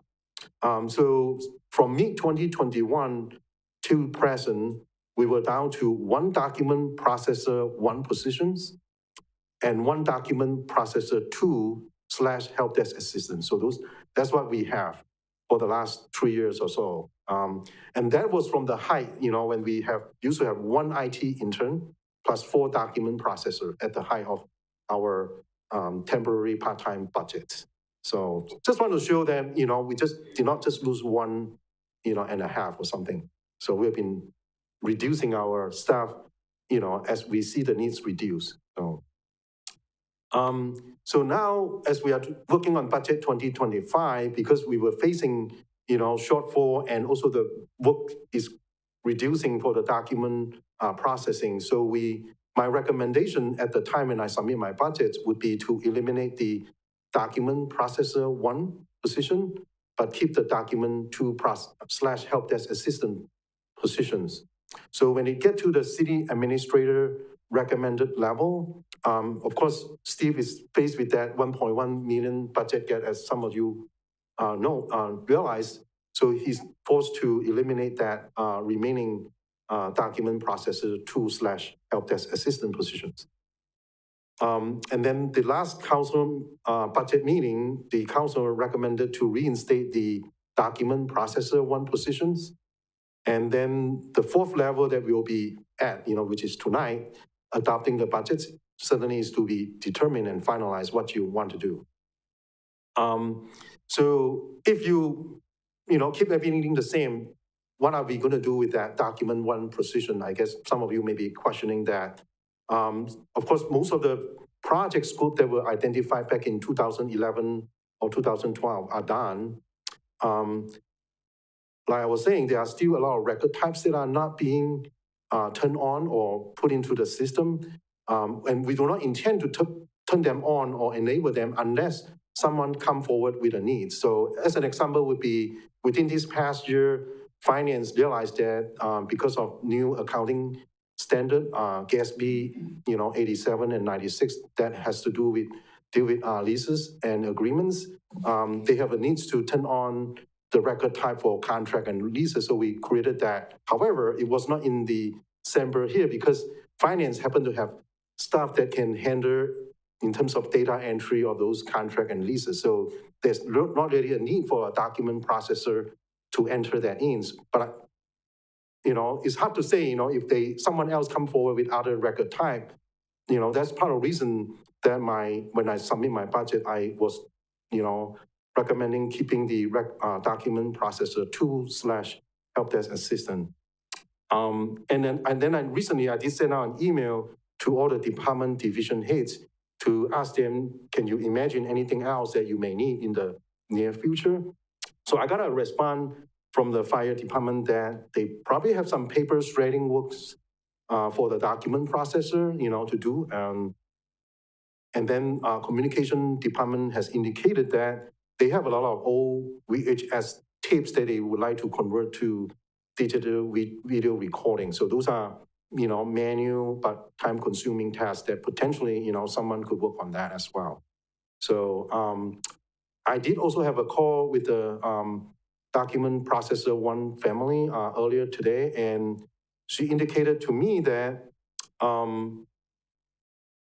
because I was telling her that the VHS conversions can be a little bit tricky because it is under the 235 fund, and the position that I have is under the 101 fund. And the family indicated that even if it's a volunteer work, that individual may be willing to do that. Or another possibility would be that, that document processor 1 could work at ODC in the morning and then maybe couple hours in the afternoon to work on the VHS conversions. That's another possibility. In case you decided to, reduce that document 1, pay or whatever, any budgeted amount at this point, my recommendation is not to cut that number entirely. If you decided to reduce, perhaps reduce that by $5,000 or something like that. If you choose to do that, just not, that way it gives the person a chance to transition from document processing to something lesser, and then, still keep some hours here before we transition that person out entirely. So With that, I still recommend if you find money that if you want to reinstate the document processor 2/help desk assistant position, I would still recommend doing that. In part is there were 3 years of working experience that person has gained over time that we would be losing. So and that person only want a part-time job, so it was a perfect fit for that reason. But again, with that, I'm here to answer any question you may have. Alderman Werman? Thank you. Thank you, Eng. So I've got probably a tough question then, and then possibly a follow-up for leadership. So I know originally this position was in the budget cuts, and obviously we were kind of overcoming a financial hill at that point. But it's kind of sounding like we also don't have work for them necessarily to do, but we might be able to find other solutions. Is that right? So yes and no. So when I say cut, my recommendation was to cut only one of the two. Okay. But because of the budget constraint, it ended up cutting both of them. So because of the work that we may have, it would be potentially things pop up, like the contracts and leases that we learn, we need that record time. Now, granted, in this example, it did not actually need document processor to do any of the works. And however, you can never tell because the document processor 2 person did a lot of the works with the permits and inspection and so on, the Evolve planning program. She was the person that uploaded tens of thousands of documents into that Evolve planning software. All the historical record was entered by her. And could someone discover something have entered wrong? Again, I'm not suggesting there is. I'm just saying, and then you need to rework some of those. We can never tell. And that would be one scenario where you kind of like to have that person still there to help you correct those kind of things. That's part of the reason that I was hoping that keeping the dual purposes position give us that flexibility. That person can still deploy new machine, answer simpler, someone has a keyboard, mouse, monitoring replacement, we can send that help desk assistant person out and so on, or answer, IT help desk call during the hour that she works and so on. Gotcha. Okay. And so I guess the follow-up question then, which kind of maybe goes to leadership as well, is there any harm since we voted last time, and obviously it sounds like from the family that I believe the person in this position found a lot of purpose, right? It wasn't just a financial thing. It was giving them something to do that was beneficial for them. Is there any harm in keeping that in the budget? And then if Eng chooses not to fill that budget per se, like, we're going to meet that many hours, like, can Eng have them come in less hours and we wind up under budget? I know it's not really like perfect fiscal planning, but like just hearing that there is still work to do, but maybe not as much work as initially was budgeted for. Is there any harm in planning for that number and then not hitting it? No, there isn't. And I think one of the internal conversations we've had since your last meeting is, what if we get into March or April and there just literally isn't work for that individual to do? And we can't just make stuff up. That's not good for anybody. At that point, you have his own staff just scrounging rather than doing their own work, trying to find things for someone to do. That's not beneficial for anybody. So, I mean, at that point, we just simply wouldn't spend the dollars. Now, if we had a feeling that was going to happen, we probably wouldn't commit the dollars to that purpose, but we could always repurpose them. So to answer your question, that's not the end of the world. If I could go back into the 1.2, what was being talked about with the document processor and help desk, the other part-time person, I didn't really want to take that out of the budget, but I did so simply because that person actually takes work that will have to be done now by the other staff in his department and does a good job in terms of helping with some of those minor computer problems. But our goal, and I think I said this earlier in one of the presentations, given the tight financial circumstance we have, was to work really hard to protect our full-time staff. And that meant part-time, interns, some of those things had to take a hit. And that was the history of how we got to the point where there are no document processors, or there were no document processors in the budget that I presented back in October. Steve, follow up if I may then, do we have positions that are on like a more casual basis where it may not be consistent work, where it's like maybe we budget for the year let's just throw out a hypothetical number. Let's say we budget 20,000 for the year, and then, like you said, we hit March or April and we find we don't have any work for them, but maybe something pops up in November. So maybe we come in and we only spent 7,000 that year, and maybe some years we go over it. I mean, do we have positions like that are more flex? I don't know. I know in the past we've had employees actually called casual employees that really, their work schedule kind of varied. There were times of the year maybe they weren't needed as much. We've tried to funnel that out of the program. I don't know if we really have many things that fit that category anymore. I'm looking at Sarah, not that you have to go to the podium, but you're kind of looking at me the same way, that we really don't have much in that line right now. I think if you went ahead and continued to fund the position that came up the other day, the document one processor position, it would be maybe with the understanding that if we do get into the year and we just don't have the work, we'd be hopefully working with ODC or somebody else to try and help that individual partner with us for maybe a couple of hours here, a couple of hours there, transitioning into other employment. But going back to where you started, there's no harm in leaving the dollars in the budget. It doesn't hurt us. Okay, and that's kind of where I was leading with it, is like, I would love to see that number stay, because then we have that security and they can continue to find that purpose. And if we don't have things for them to do and can explore other options, it sounds like, with other departments, and like you said, we can help them out. So yeah, I just wanted to follow up, so thank you. Yeah. Can I chime in to the fact that it was the exact same conversation that I have with the family, that she was saying maybe come March or April, if we can transition into helping the VHS tapes thing, maybe just a couple hours a day or something, until all the conversion can be done or, get done or something like that. That way, the person doesn't feel like it's a sharp cut off. It gives the person a chance to slowly transition away while also giving them a time to look for a job elsewhere. Part of the reason is ODC have some woodwork that he could work on, but they only have budget for him for maybe like 3-4 hours in a day. So they could not afford to hire him for the entire length. So they were looking to see if we can keep him for a couple hours. Once we reach that point of finishing the paper shredding and what else that we can come up with. That's kind of one of the game plan that I have, for the 2025 years, the year 2025, But again, if you keep the entire amount, certainly we don't mean to spend them all out for no reason. If there's reason not to spend the money, we certainly would not, spend those money away. Yeah. Alderman O'Reilly? Thank you.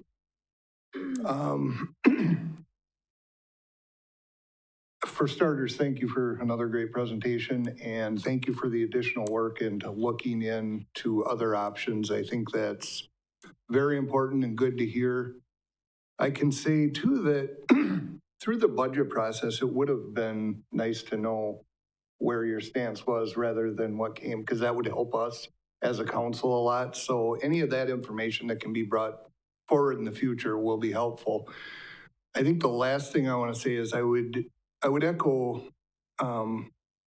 Werman's conversation or comments, that I just have to stress that when you hire someone like this person in that one position, I feel that you have a responsibility to transition this person slowly. It is a huge part of that person's life from the conversations I have had. It's not a huge amount of money, and I would be open to the partial, any of that. Yeah. But I think we have a responsibility to make sure that that transition goes smooth for that person. Bringing someone in like that is a challenge. And I guess like I said, the responsibility part of it, I think, is very important. So I will. Sounds good. Thanks. Alderman Stauber? And thank you for the presentation. Very easy to understand. And to boil it down, EDMS is what I know is SharePoint, and loading all the historic documents was a project. The project was completed, and the project required, financial support and staffing resources, and project's over. So the black and white of it is done, and the position is no longer needed. I do appreciate the empathy and conversation you had with the family. I think those of us who received the call felt that as well. We really felt that the person who was doing this job had a real sense of camaraderie and reward. And I think on the flip side, I kind of thought of this when I was listening to Mr. Werman, is that, the harm in leaving a person in a position that really doesn't have anything to do is you're no longer challenging that person. And if that person is, not feeling rewarded, or if other staff are seeking things for that person to do, it becomes kind of a time bandit overall for the organization. But I do like where the conversation is going. And I would echo Mr. O'Reilly's comments also about the budget. And this is not to you, but the budget to us, was a spreadsheet. And I think if we'd have more narrative by department or division, it just kind of set the tone, frame it out for us, that would be helpful. So some of the information you're sharing now would have been helpful then, but not faulting you for it. It's just the way the budget was structured for us. So thank you very much. If I can comment on that briefly, Eng, as do many department heads, but Eng is particularly good at this. You gave me a lot of depth of the explanation on that. It just didn't appear in the budget packet. I kind of boiled it down, trying to keep things tight because there's so much information that's coming your way. That was my fault. You should have seen a more detailed description of what this document processor thing meant. It's just when you live in my world for a while, you figure you don't want to overload people. You say kind of trying to boil it down to bullet points. And then sometimes you get to a situation where I wish I'd, maybe given you more than that. And we might have averted some of the conversations we've had on this document processor issue. So clearly wasn't Ing, it was me trying to kind of capsulize more than I probably should have. Any other questions or comments for Ing? Thank you, Ing. Thank you very much. Thank you. Item S, report from staff on updates to proposed 2025 budget since the October 29th meeting, presented by Steve Barksey, Administrator, and Jennifer Solinsky, Finance Director. Thank you. We're going to tag team on this. Jennifer is going to start. She's done a really good PowerPoint presentation with the update and things we need to be aware of since October 29th. And then I will fill in the back end. Jennifer?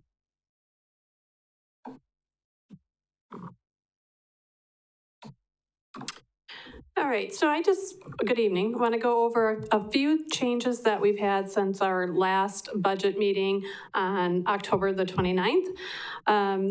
November 20th was an important date for us. We got a lot of information that helped us sort of finalize all of the numbers that we'll be going over. With that, we had almost a $199,000 increase in our pilot payment that will be coming from the Marshfield utilities. That was also a time when I was able to calculate the city's share of our tax case settlement, where I had estimated a decrease in tax revenue of $250,000. Given how things all calculate out, that will actually increase to $311,000. In the budget, I had shown that as a reduction in the property tax revenue, but we really need to pull that out of revenue because it will be a payment out in a sense that we will take away from our revenue and also have to pay other taxing jurisdictions.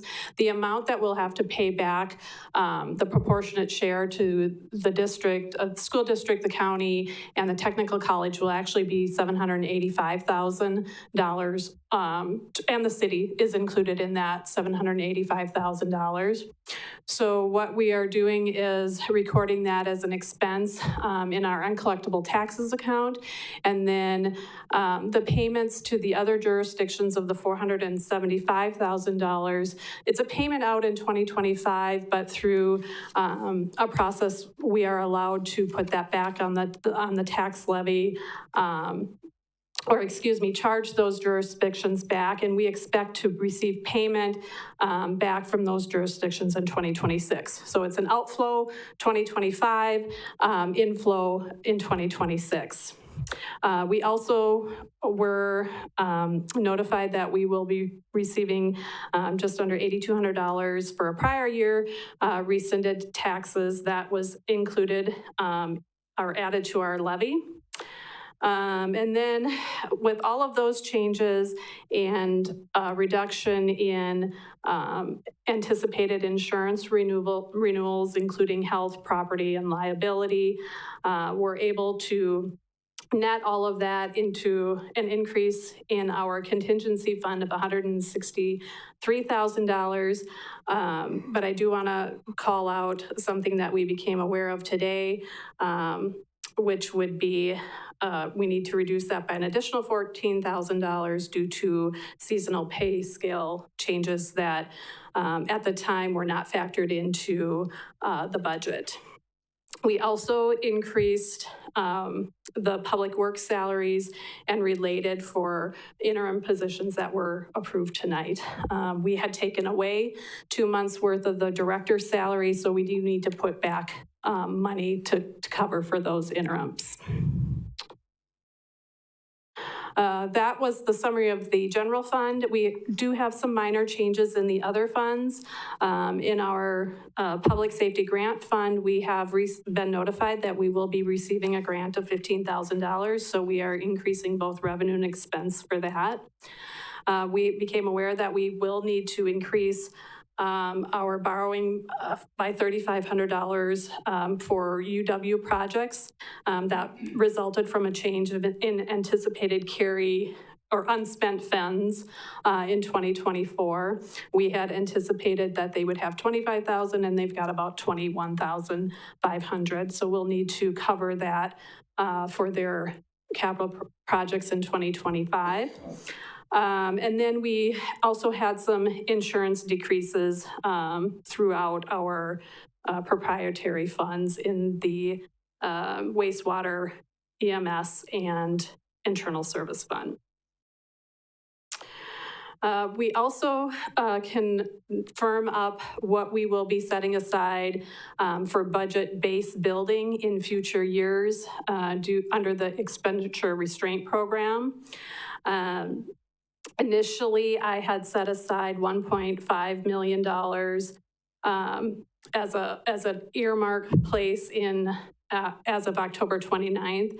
When we go through the calculation, our allowable budget increase for 25 is 3.8%, which would be a total budget of $27,555,000. The proposed budget is being recommended at $27,410,000, and this would include an increase of the $56,000 in our contingency that we set aside for future budget-based building. Should we get the referendum passed for the firefighters, then we would take a look at reducing this contingency because we have a revenue coming in 2026. But if we don't allow ourselves to be able to build our base budget, we would exit the expenditure restraint program. Just as a total budget recap with these changes reflected, the general fund would be balanced at $27,410,000, and the breakout of the expenditures is shown here. Now, this does exclude that base building budget capacity of the $1,556,000, just so you see what the budget departments really look like without kind of camouflaging the budget-based building component of that. And then the revenue side is being distributed as such, with taxes and intergovernmental aids making up about 86% of our total revenue, and that's revenue we do not control. That is imposed upon us through the levy limit, and then whatever the state budgets in their aid payments to us. That all leads us to what we are proposing as our tax rate for this year. Given our levy limit authorized by the state, plus our additional 8,200, gives our total general fund levy of $10,747,000, and then we add in what we will levy in order to make our principal and interest payments. and we get to the $15,589,000. There's also $1.2 million that will be realized in our tax increment financing districts. So that's the additional increment based on the additional incremental value that has been produced in those districts will give us about $1.2 million that goes directly to those funds. That leaves us with a proposed tax rate of $8.56, which is up from $7.86 last year, or about a 2.5% increase in the city's portion of the tax rate. So with that, I'll entertain any questions that you might have. Alderman Stauber? Thank you. I didn't get the slide number. Maybe it was the second slide. That's exactly right. Were you looking? You had a breakdown of where the money is going by general area. So okay. So the one number that caught my attention, we're spending about $4.9 million on public works and $4.369 on culture and recreation. Correct? Correct. It'll be like streets versus parks, to boil it down. So that's interesting to see those two numbers so close together. And then the last question I have is, I think it was slide number 6. Revenue sources. Yeah, what's the difference between miscellaneous revenue and other financing sources? So our miscellaneous revenue is sort of where we categorize our unpredictable or kind of less routine revenue. So our interest revenue is recorded in there, maybe some miscellaneous fees along that don't fit elsewhere. Our other financing sources would be transfers in from other funds. So this year we are proposing a transfer in from the Economic Development Fund. That is part of this $995,000. The other component of that is fund balance that we intend to use. So we have, for instance, our PEP plan, we have a fund balance component set aside for that, and we budget it. So that would be an intentional use of fund balance. The library has its carry forward is an intentional use of fund balance. What this also includes is that $475,000 expected payment out for our tax settlement case. And where do we capture goodwill, organization donations? That might be in that miscellaneous. If they're random, the League of Municipalities, for example, gives us a grant based on safety. For safety, we would record such smaller items there, or the impacts of any anticipated minor sales of capital assets. Those sorts of things that don't really fit those other categories. And one final then, getting into the weeds a little bit, probably something you can't answer, but is that trending up, down, or about the same? Donations, gifts in kind, things like that, help offset our operating costs? In the operating segment, it's probably pretty level. Where you might see a difference where it's dwindling down is this is the 5th and final year of our pool pledges in our parks capital outlay fund. So there is a budget in there, or had been for several years for those pledges, it's now over and done with. So it'll ebb and flow based on campaigns that are active. Okay, thank you. Alderman Tompkins? Thank you. Can you go back to slide 2? So the increase of the pilot was $198,000. And I think Steve will give us in the next agenda item $160 because of some of these decreases. Are these the same? Like, is this Is yours more up to date because it's like by today? There might be a few minor adjustments between the memo and what's displayed here. For instance, the insurance segment, we just closed open enrollment and calculated that amount like yesterday. So there could be some minor changes there, but that 160,000 is kind of the net number between the increase in pilot offset by $60,000 for that clinic estimate that was underestimated. And then I think Steve had thought roughly about 20-ish thousand by insurances, but when we did the actual look at health and dental and whatnot, we're able to capture, just about $26,000 there. And I'm not sure if Steve was aware of the increase in our tax levy by the $8,200. We were recently confirmed, received that notice from the DOR that was allowed to be added back. So he might not have had that piece of it in his memo, but all minor-ish changes. And then I believe his memo did not address the interim calculation that we realized that we needed this week as well. So small ins and outs, but roughly we're looking at that $160-ish thousand being added to contingency. Okay, that was my question. Thank you. Any other questions, comments for Jennifer? Steve? Yeah, I'll just take it from here, and then it'll be time for the council to start having the fun of discussing where they want to take this. But as Jennifer did an outstanding job of pointing out, we really started close to $40,000 of contingency, which is very light for a city of our size. Think about our general fund balance, our budget, I should say, of being $25 million as an organization and having $40,000 in contingency. And you guys see it during the year when we bring budget resolutions to you. Sometimes by April or May, we're already kind of getting to the point where it's, we're already coming close to blowing through the amount of money we have in contingency just because of things that come up during the year. So we definitely would like to increase that. And we're talking in rough terms here because as Jennifer pointed out, the numbers have moved around a little bit.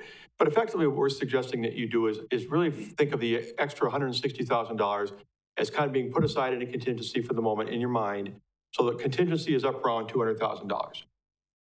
And we would like to see, I've talked about this with Jennifer and Jordan, our accounting manager as well. We would like to see that whatever changes you make tonight, that you stay as close as you can to that bumped up contingency, because there will be things that come up. Maybe it'll be a bad year for snowfall in January through March. Maybe we'll have other unforeseen repairs and equipment breakdowns that we'll have to deal with. But we also realize that you may be interested in restoring some of the cuts that were made, whether they were made by me on the one page you see, there's like 20 items, or whether they were the ones made by you on October 29th with respect to some travel and training and a few other things. There may be a desire to potentially bring some of those back. I would just caution you to be careful with it, because I think the better, more significant contingency budget we can have, the better we start out 2025 financially, the more confident we feel that we're gonna have a good year. And that's good for us with respect to Moody's, with borrowing and just our overall financial health. That said, you really have three options, or actually two main options in front of you. One would be just to leave it the way it is, put everything that there was in contingency and call it a day. And as I said, it would be good to beef up our contingency. The other, obviously, is to start out with that point. Consider yourself mentally with roughly $200,000 in contingency, and then discuss potential add backs, things that have been cut along the way that you'd like to see restored, or partially or fully added back into the budget. And there have been a couple things noted tonight, even Main Street Marshfield asking whether or not you consider putting back part of that marketing money. So there may be a heart for some of those things. And at this point, I think we're going to turn it over to you for discussion and a determination of whether or not there are things that you want to add back and restore, and what else you want to leave that balance in contingency for safety and security going into the coming year. So we'll move on to item T, council discussion and decision on any final charges to the recommended 2025 budget. Can we just take a quick 5-minute break? I've got to use the ladies' room. Thank you.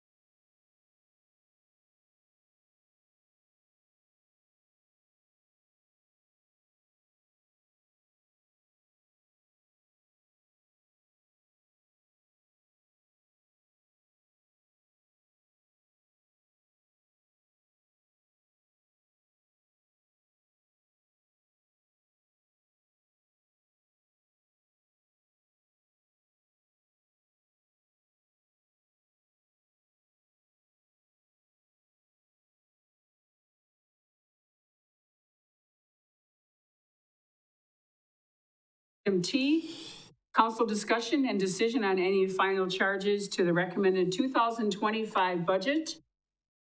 First up, First up, Alderman Werman. Actually, we have a motion on the floor by Alderman Spiros. Did you mean to do that, Alderman Spiros? Yes, sorry, my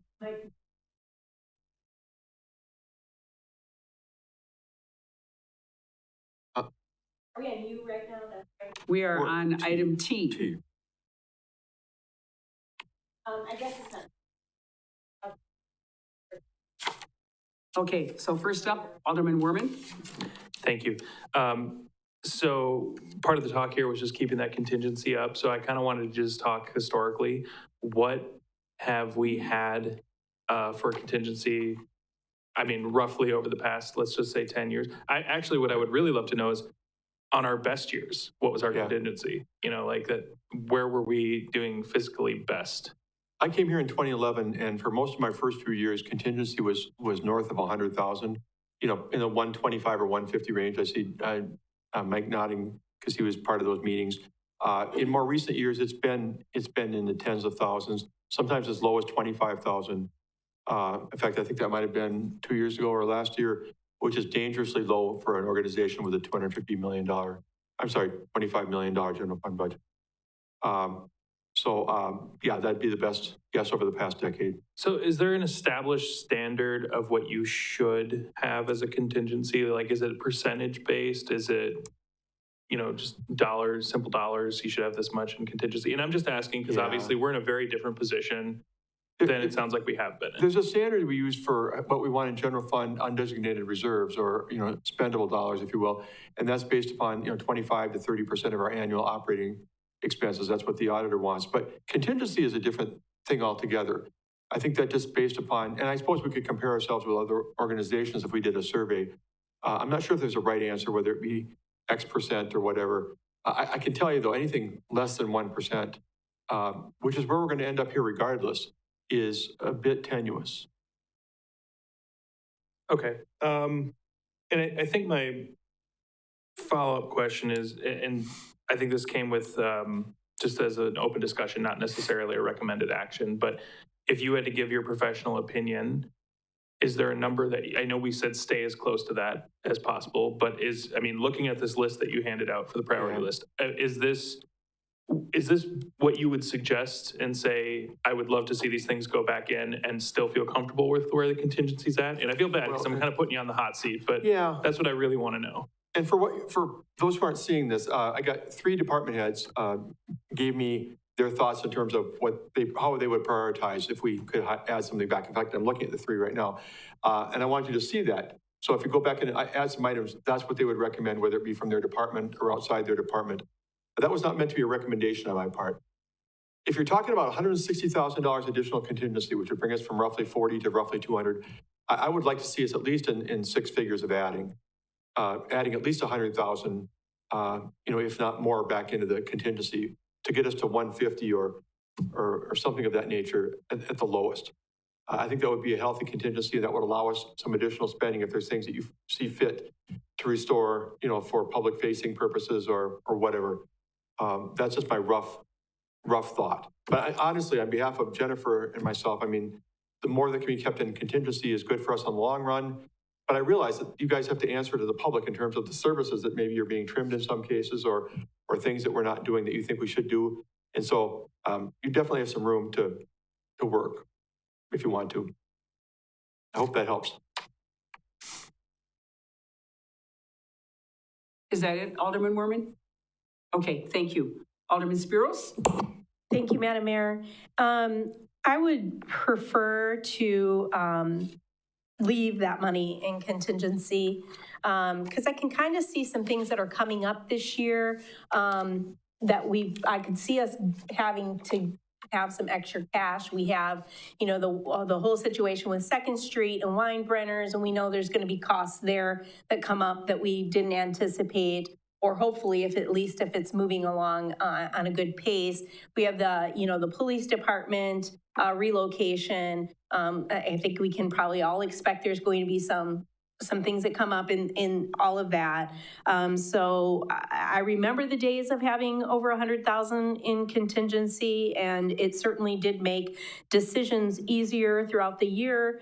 And we did have money, usually by the end of the year, we still had a lot of money left over. The cuts, you know, clearly nobody likes to make cuts, especially when they affect services.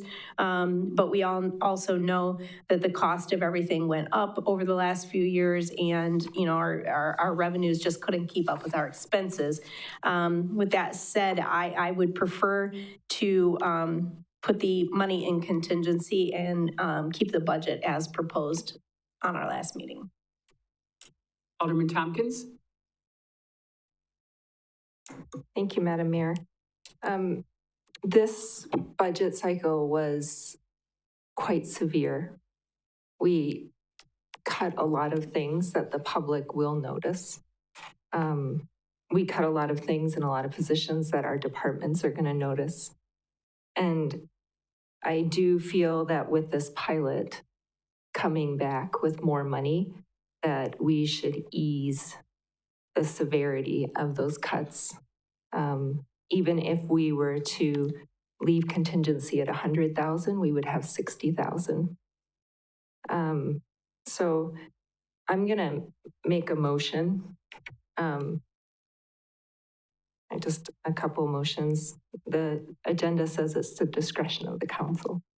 So I do believe I'm allowed to make a motion. I was just during thinking about the fact that we have a motion now inside of a motion, right? Oh, We- I'm sorry, I thought Rebecca made a motion. I apologize. Correct. No, that's all right. Okay, I'm sorry. Please forgive my my facial expression there. That's all right. Natasha. Okay.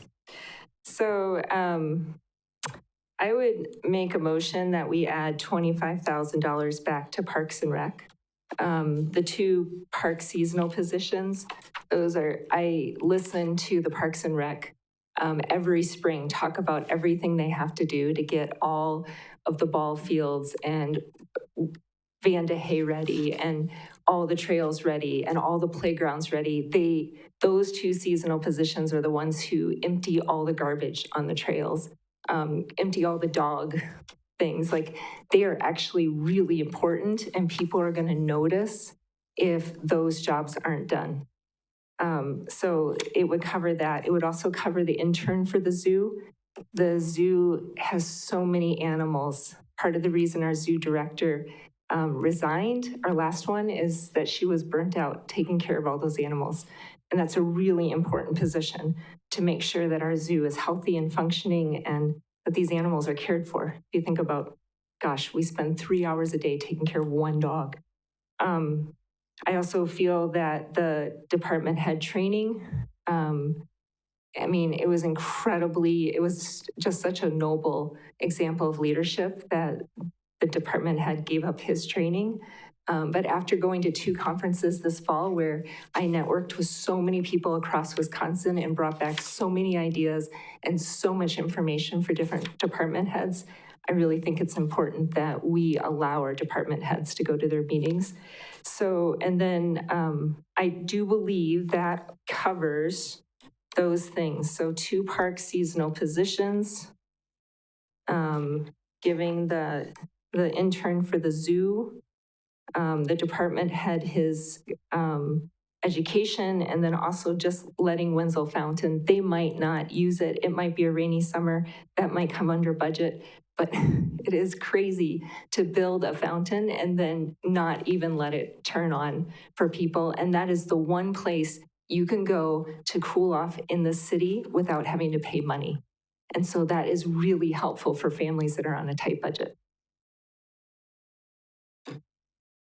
And Alderman Giles seconds that motion. Alderman Stauber? Thank you, Mayor. I would like to correct myself from a previous conversation when Jennifer was presenting. I boiled it down to Parks and Rec versus streets or public works, and I was off by about $2 million for Parks and Rec. So it's more of a quality of life versus infrastructure. So I want to clarify that. When I consider the motion on the table and look at the list of items that are listed for Parks and Recreation, sorry, but I put on my micromanager hat, and I'm just kind of going down the list. You know, when I look at zoo intern positions at 8692. I'm thinking that somewhere along the way, we should be able to coordinate and cooperatively work with some of the universities like River Falls or Stevens Point.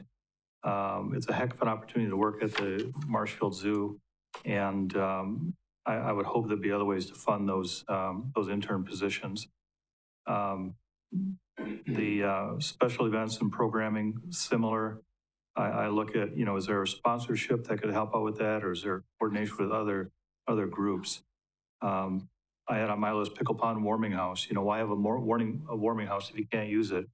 And to me, that just, it's ripe for the picking. Find someone who would be willing to put $2,600 toward keeping it open in the form of a sponsorship, neighborhood sponsorship, or something like that. And I know it's easy to, again, sitting in my chair and ask for these things, but I just think there are opportunities. Fountain at Wenzel Plaza, $3,500.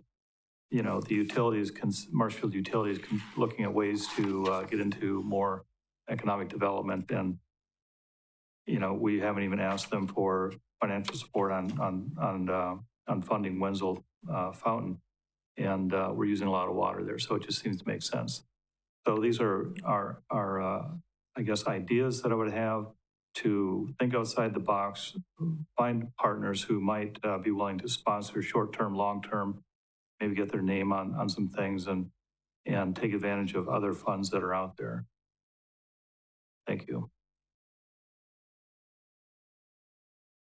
Any other comments, questions?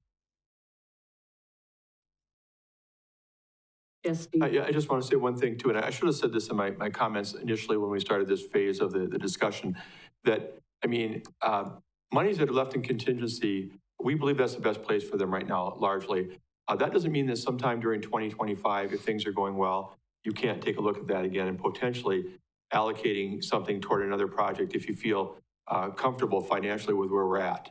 It's not necessarily locked away for life. It's just the best. We think that putting as much money in that as possible is the best move right now.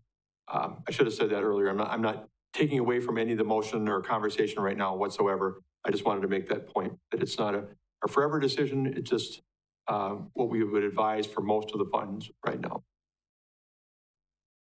Alderman Varsho? I just would like to make clarification on what the motion is being. Like, we're putting items 1, 3, 5, and 9 back in the budget, and then the rest of the $160,000 will go into the contingency, and that's what I'm trying to figure out. I think if I understand right, and we may get more other piecemeal motions coming in, but that your motion was specifically to add those 4 items back, and what I have a total cost of $26,296. In other words, reducing contingency by that amount to fund those 4 items. Am I correct?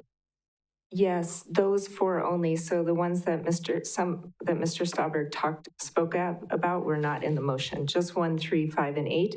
But I would add that, Steve, you put a different budget number on the department head and training. Yours was for 1,000 and not for 1,500. So I was going off of You're yours. right. I was taking a number from earlier. So that would add 500. That would make it 26,796 is what year 4 would total. 1, 3, 5, and 8 would total 26,796. For some reason, I'm getting 25,296, but I could be wrong. Because I did 1,000 for the department head and training. Oh, you took 500 off that number as well? Off number 5? Right. Okay. Because that's what your memo had. Oh, I'm just taking it from the list I handed out tonight. Yeah, I'll do it again.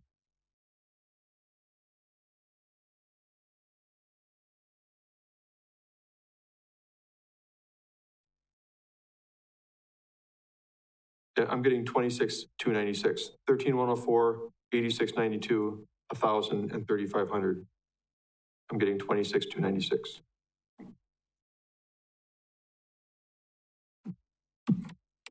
But your motion would be to add, to take that from contingency and fund those 4 items. To not put all of the money from the pilot back into contingency, but to reserve to 25,296. 96. Oh, 20.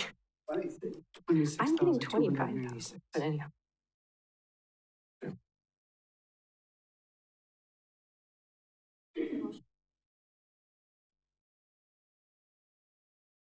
So the to motion amend. would be 1, 3, 5, and 6. That would be 2 park seasonal positions, a zoo intern position, department head training and education, and the fountain at Wenzel Plaza.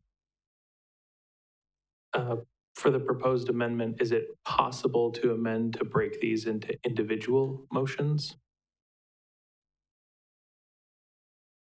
Every one of those items? Anything's possible, I would assume. So we start with the first and then go to each one of the, no? Is that not It's possible? already in? Yes, sir. We So have, go yeah, we ahead. have a motion It's already before us in. right now. Yep. I thought you meant ultimately, if it didn't pass, but. Oh, no, I was asking if we're Oh, able right to now? amend the current Oh. No, motion. because the motion's already been made and seconded, correct?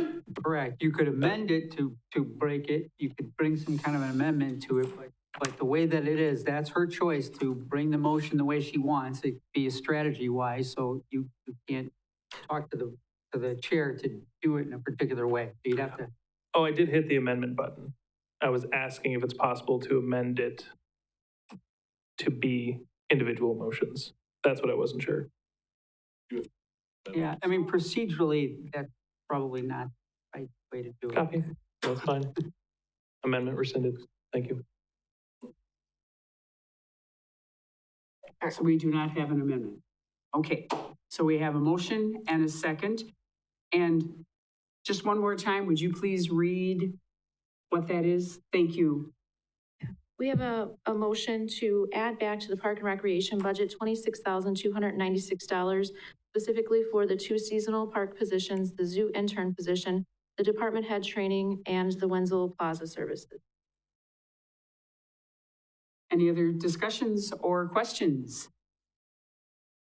Seeing none, please vote.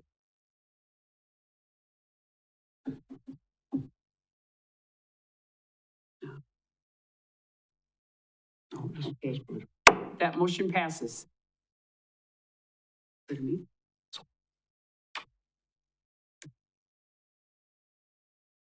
So then we move on to item U, is that correct? No? Okay, are there any other? Alderman Stauber? I have a question, not a motion, so may I ask my question or does the Yes, motion? yes, Okay. you have the floor. I would like to know, Steve, from you, HSA contributions. I'm seeing different numbers on the handout, $600 to $1,200. On the document for non-represented employees, I saw a different number of 19,500. In discussions with you, when we were talking about that process, document processor position, I was under the impression to make the city contribution to the HSA whole would be approximately $9,000. So if my aim is to make the HSA whole, what would be that dollar amount? That is my fault, and I talked about that with Jennifer during the break, and I think she's got something to report. So there was a slight bit of confusion. So at the last meeting, the motion was to take $20,000 to rehire a document processor and then whatever was left to be added back to the HSA. Initially, there were 2 document processors and the cost is a little bit different between the 2. So what ended up being added back to the general funds budget for HSA was getting us kind of that halfway point is $10,693.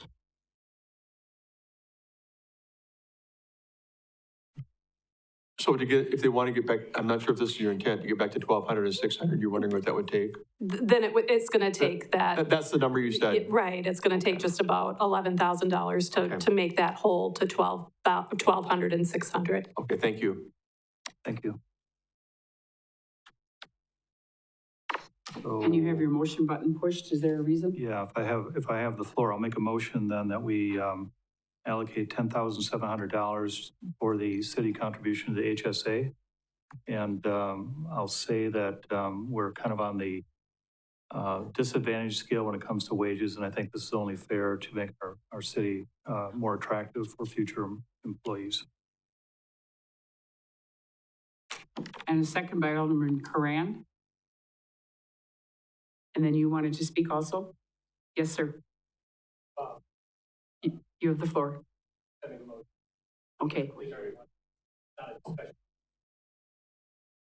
Okay, so you want to second Alderman Stauber's motion.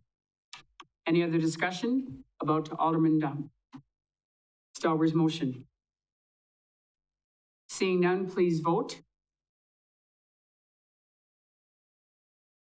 That motion passes.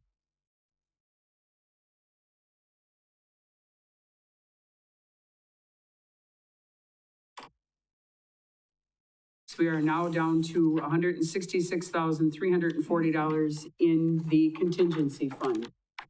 As I see it, because we've subtracted the 26 and we also subtracted the 10.7. Please keep in mind during my summary earlier, we had a late ad this afternoon for if the seasonal pay scale changes, we need $14,000 of that contingency for that. So that's part of, and I don't think that's being reflected in the numbers people are thinking of. Okay, thank you. So less 14,000 more dollars than what she just quoted. So it's down to 152,340 is the contingency fund if I'm doing my additions and corrections correctly. Alderman Spiros? Oh, I'm making another, okay, he's making another motion? Yes, I see that. He's making another motion. Okay, Alderman Stauber? Oh, I'll make a motion that we find the $7,200 for Main Street. And as presented earlier in the meeting, it just makes sense because the money is matched dollar for dollar. And whether that comes out of the 205 fund or whether it comes out of the balance yet in the contingency, I don't have a preference, but I just think it's smart money when you can invest in that and help small businesses in Marshfield. We have a motion on the floor, a second by Alderman Fire. Any other questions, comments? Alderman Curran? I just want to say that as part of the bid board, I think, this last year, the bid board did increase the tax base or the amount of money we're allocating towards Main Street. And I want to point out that it used to be the city gave Main Street around $27,500 a year in no strings attached money. That money has gone away and the burden is falling more and more on the bid and the businesses. So I think this is a tremendous move. Alderman Tompkins? Thank you. Can we clarify, because he said he doesn't care where it comes from, should I make an amendment to say where it comes from? Or is that okay if it's that vague? I mean, our intention coming into this is that anything you wanted to add back was basically going to come out of the contingency, correct? I mean, effectively, that's what's going to happen. So I think, you just have to suggest that the contingency will be reduced by $7,200 if you want to fund this. I would like to make an amendment then, because I would like this to come out of the 205 fund, not out of operating expenses. So that's the economic development fund. That's where originally it was coming out of. Yeah. No. I mean, we've transferred money from that fund to cover. I think it's a round robin. We Yeah. freed up money out of the 205 fund to increase the transfer over to the general fund. So we're kind of talking in a circle. I was thinking the same thing. I didn't know how to say it. Okay, thanks. I'll take that amendment. Okay, thank you. So she's going to resend your amendment, is that correct? So then Alderman Giles, you're okay with that? Yep. Okay. And are you still have the floor, Alderman Tompkins? No, I think we have a motion and a second that we have to vote on. Is that correct? Okay, your light was still on. Okay, I just want to make sure. Yeah, it's okay, Jess, it's okay. I just want to make sure because obviously I did not. Yep. Okay, so please vote. That motion passes. So right now we are down to 145, 140 in contingency, roughly. Yeah, roughly, yeah. There may be a few dollars off from what. Right. But right as a general, right. In that area, Yep, you're right. As a general, Correct. that's where we're at. Right around Okay. 145. So Alderman Spiros, we have a motion, and your motion is? I'll make a motion to accept the budget as currently proposed with today's recommendations and put $140,000 in contingency. Alderman Coran, did you second that motion? Okay. Okay, we have a second by Alderman Giles. Now Alderman, yes.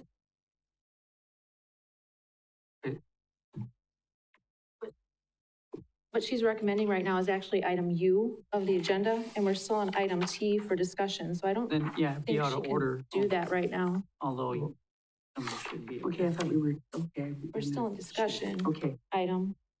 okay, so that motion and second will come in item U.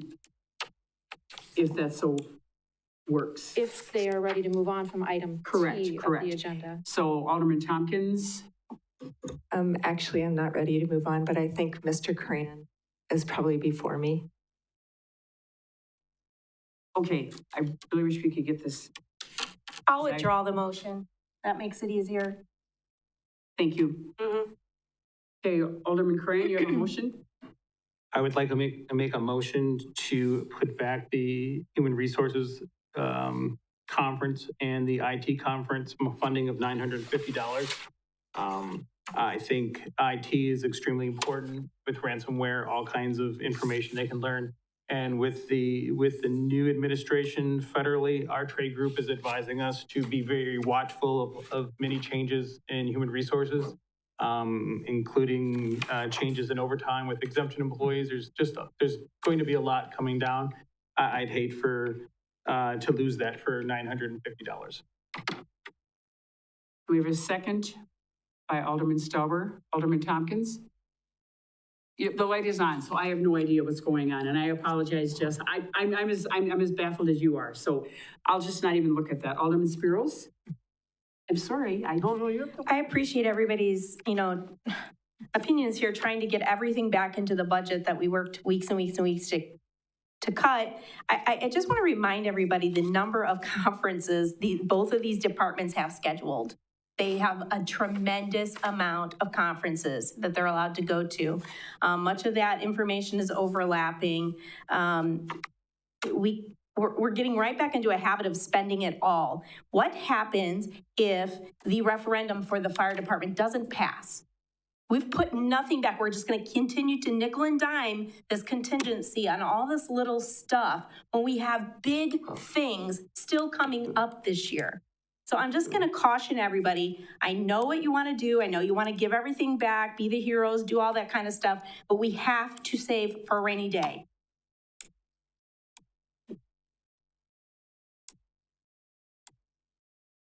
We have a motion on the floor by Alderman Coran, second by Alderman Stauber. Any other discussion? And this is to put the $950 back into the budget. Please vote.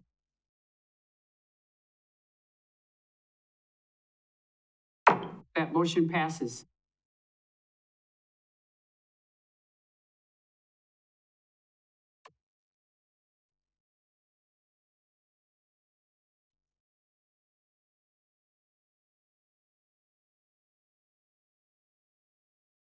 Pardon me?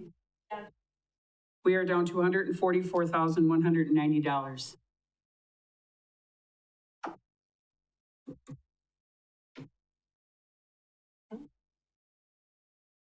Okay. Does Alderman Tompkins have a motion? Okay. I have no idea. I have no idea. I'm sorry. Please work with me, everybody, okay? Yeah, be on my side just once, all right? Thank you. Alderman Tompkins? I would like us to come to a compromise with the IT position. I've heard clearly tonight that that position has been finished. They might be able to find extra work, but I also hear clearly that this employee needs a little bit of transition time.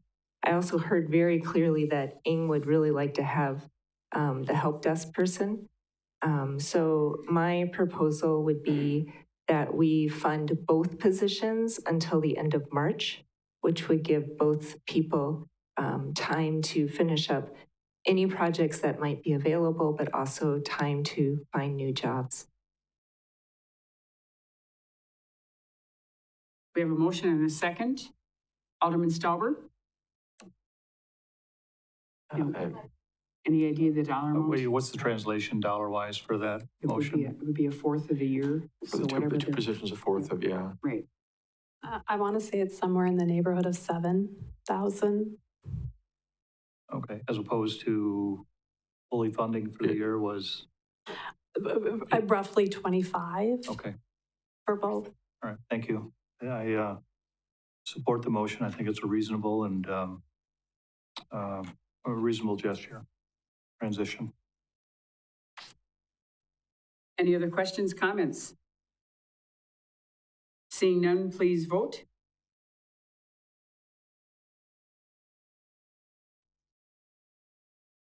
That motion passes. We are now down to 137,190. Actually not, because that undoes, right. But there was, remember the 14,000 that we put back in for the position for all year, the one document processor, and this undoes that. So this is really 7,000 up instead of, 7,000 down. In other words, we're adding in. Because we're adding in, but we took out the 14,000 because that was supposed to be all year for that one document processor. Now it's down to 3 months. So the net effect of what you just did was basically a $7,000 increase to about 150, 151 right in there. Okay. Okay.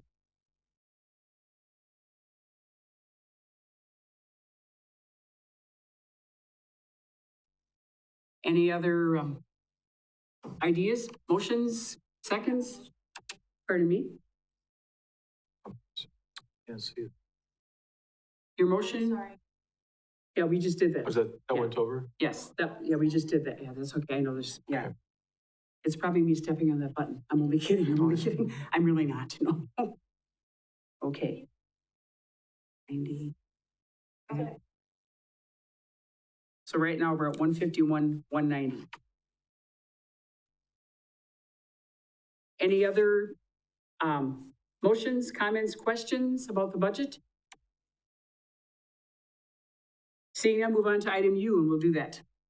Request to approve resolution number 2024-43, determining and levying the amount to be raised by taxation for city purposes for financial year 2025 and approving the city's 2025 budget presented by Steve Barg, City Administrator. Thank you, Mayor. This may not make sense initially to you after all we've done with the sort of horse trading on some of these numbers, but nothing you did right now changes anything on the resolution you're looking at. That's I presented to you. Initially, the one that was in the packet was incorrect, but then I followed up and sent you another copy after that. The top line under 1 is that the 2025 adopted budget, excluding Marshfield utilities, will be $60,461,923. The other numbers, 2 and 3, were what were already in your packet that went out on Friday. Those numbers, all we've been doing tonight is shifting around between contingency and other purposes. So I would look for your approval of Resolution 2024-43. We have a motion by Alderman Tompkins, second by Alderman Giles, and you agree with the motion? Yes. Any comments, questions? Seeing none, please vote. That resolution passes. Item U. Item V, request to change the second meeting in December to Tuesday, December 17th at 7 o'clock, presented by Steve Barg, City Administrator. Thank you, Mayor. Well, those of you who've been on the council for more than a year know that we historically do not have a second meeting on the 4th Tuesday of December because it's too close to Christmas. In this case, it would actually be Christmas Eve, December 24th, and I'm guessing you don't want to do that. So we have the meeting on December 10th. That's the first meeting of December. What we normally do is move up the second one a week to, in this case, it would be Tuesday, December 17th. Oftentimes that meeting is a little bit shorter. There's not as many items, but there's some year-end business to finish up. So what I put in the packet, what I'm looking for your approval of, is to move the meeting up 1 week and also change the time of the council meeting from 6 o'clock to 7 p.m. The schedule I put in the packet, which works really well for us, is JL at 5 o'clock, Finance, Budget, and Personnel at 5:30, Plan Commission at 6. And the reason we moved up Plan Commission up before council this time is because there might be a couple of items that need council blessing at the 7 o'clock meeting, and then council would be at 7 p.m. This would be our last meeting of all those committees for 2024. And I would seek your approval for having the council meeting, the second meeting of December moved to Tuesday, December 17th at 7 p.m. Motion by Alderman O'Reilly, second by Alderman Stauber. Alderman Spiros? Thank you. I will not be here for that meeting. No other questions, comments? Please vote. That motion passes. Thank you. Appointment of Tanya Wiltman, 871012 County Road A to the Business Improvement District Bid Board to refill an unexpired term ending in April of 2027. Motion by Alderman Varsho, second by Alderman Coran. Any questions, comments? Seeing none, please vote. That motion passes. Thank you. Item X, appointment of Joshua Stamritsri, 800 Heritage Drive to the Business Improvement District Bid Board to fill an unexpired term ending in April 2026. Motion by Alderman O'Reilly, second by Alderman Tompkins. Any questions, comments? Seeing none, please vote. That motion passes. Appointment of Jennifer Coran, 2500 South Oak Avenue to the Business Improvement District to fill an unexpired term ending in April of 2027. Recommended action none at this time. Final action set for December 10th meeting. Item Z, respond to requests from Councilmember Tompkins, guidelines for public comments at council meetings presented by Steve Bark, City Administrator. Thank you, Mayor. This is an attempt to catch up on some of these past requests that have been kind of piling up again, for which I apologize. This was one that Councilmember Tompkins had brought up a couple months ago, and we talked about it at some length, and that is having a policy mirrored after the one that EDB adopted prior to dissolving, and that is putting some restrictions on public comment. At that time, the city attorney weighed in, and I think others commented about the fact that there were concerns with the First Amendment and some things along that nature in terms of what we could limit people to when they're at the microphone. It's pretty uncomfortable when they say things that are not kind in some cases, but that comes kind of with the territory. So what I proposed in the thing I put on your desk tonight, and I'll just read it out loud, it just kind of incorporates a couple pieces of that into what the mayor would read when she starts the public comment period of the council agenda. At this time, the mayor will recognize persons in attendance wishing to address the council. Upon recognition by the mayor, persons may address the council first stating their name and address. Those two lines are similar to what we have right now. After that, it would be comments are limited to no more than 5 minutes, and persons are asked to be respectful when addressing the council. No action will be taken regarding items not on the agenda. However, the council will take comments from the public under advisement. Now, I have pulled out the piece about emergency matters. I don't know if that precludes them from taking action on something that might be of a drastic nature. They've never done that historically. And I think it'd be a rare case when they would be acting on something not on the agenda. So if this is deemed to be acceptable, it's not an action item for you tonight, but we would begin using those guidelines as our new language for the December 10th council agenda. Oh, correct. Okay, thank you. We have a motion by Alderman Tompkins, second by Alderman Giles. Any discussion? Alderman O'Reilly. Thank you. Maybe just a question for Mr. Wolfgram on this. If I understand correctly, this is not going to be a policy? Oh. That was never my intent. Yeah, the part that was concerning to me is the subjective nature of kind of what was it? It said respectful. I think we all have our own opinion of what respectful is, so I just wanted to make sure that this doesn't or isn't a policy, because I would hope that if we're incorporating something like this, I think the respectful nature should also apply to council members. And I don't know how you would actually go about doing something like that. So I just wanted to verify that it's not something that's actually enforceable. It's just a suggestion. Right. So, I mean, if you recall, this is how we landed in this stage, because there had been looking at, the question of adopting a policy that incorporated some of this type of idea that we're going to treat each other with civility and that sort of thing, which is interesting because I agree that that's not objective. However, ironically, those are rules that apply to lawyers in court. So there is a requirement under ethics duties that can be enforced against attorneys for not being civil with one another. That's different, though. It's abiding rules that apply to a profession, so that's the distinction here. We're talking about infringing somebody's free speech. So the way that this is worded, it's not a policy. What's being stated is that we're asking that that be done.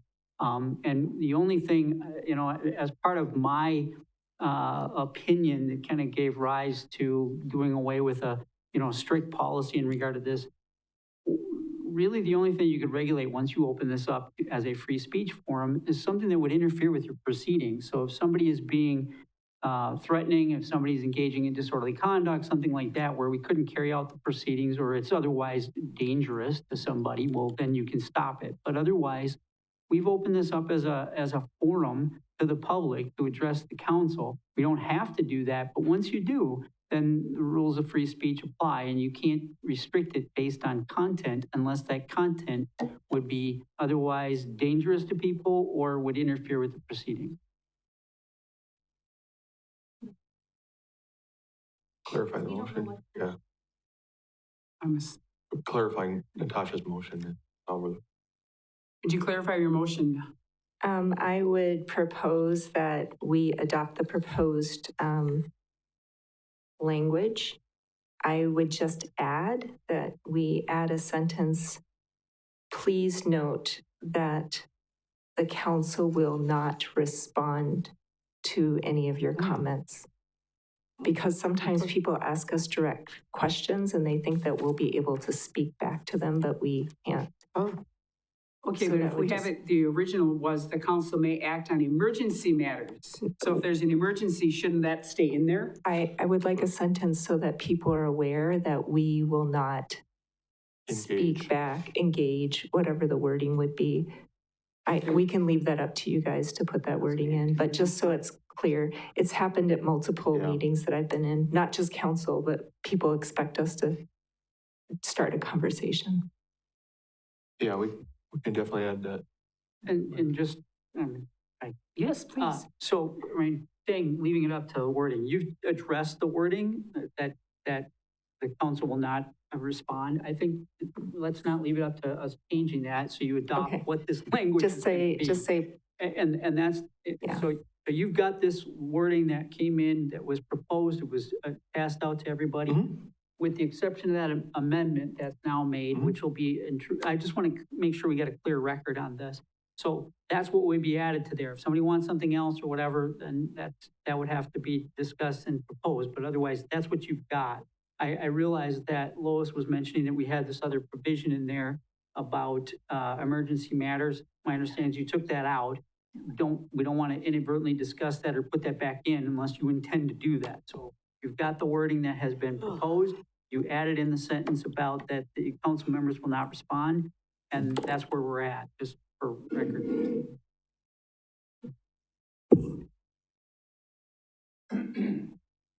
So Alderman Giles, are you okay with it? Yep.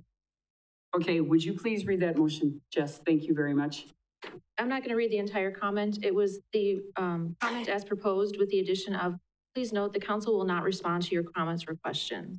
Thank you. And now we'll go back to the discussions. Alderman Stauber? Two things. One, when I think of things that are subjective in the proposed wording, I think that's where the chair comes in, that the mayor in this case, if it's a council meeting, is, the interpretation, discretion, enforcement of how the meetings are run is really up to you. And if you don't like the way someone is addressing the council, you can gavel them, and just like you would gavel us. That comes with the territory. The emergency matters, I'm a little reluctant just to give that up. And I wonder if, Steve, you mentioned that from your experience, have never had an issue come up. What would be an example, either from HAP or other administrations in other communities, where an emergency matter would come up that we would have to take, action on?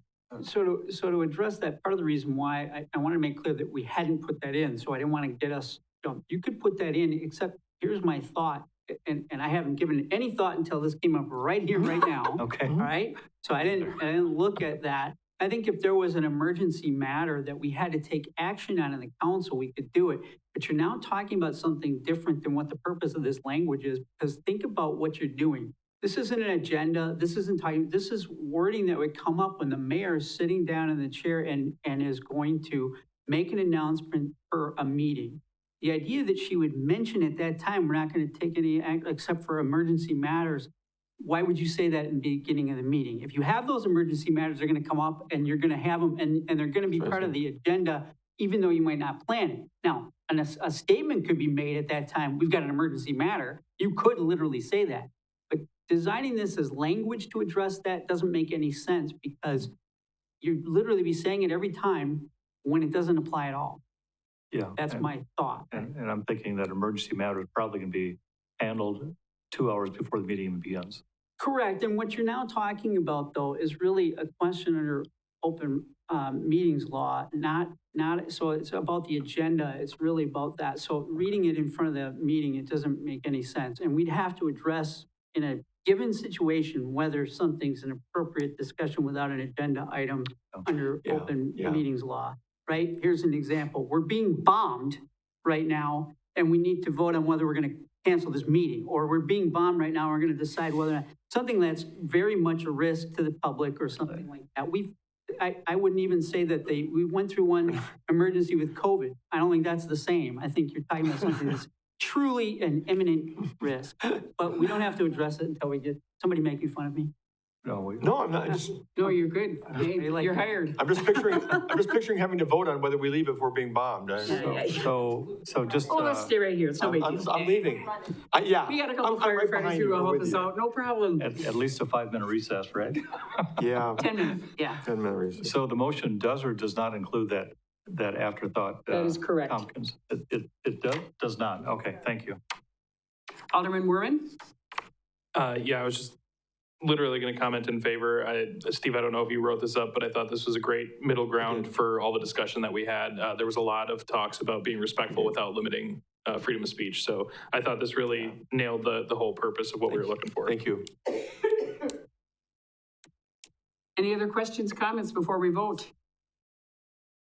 Please vote.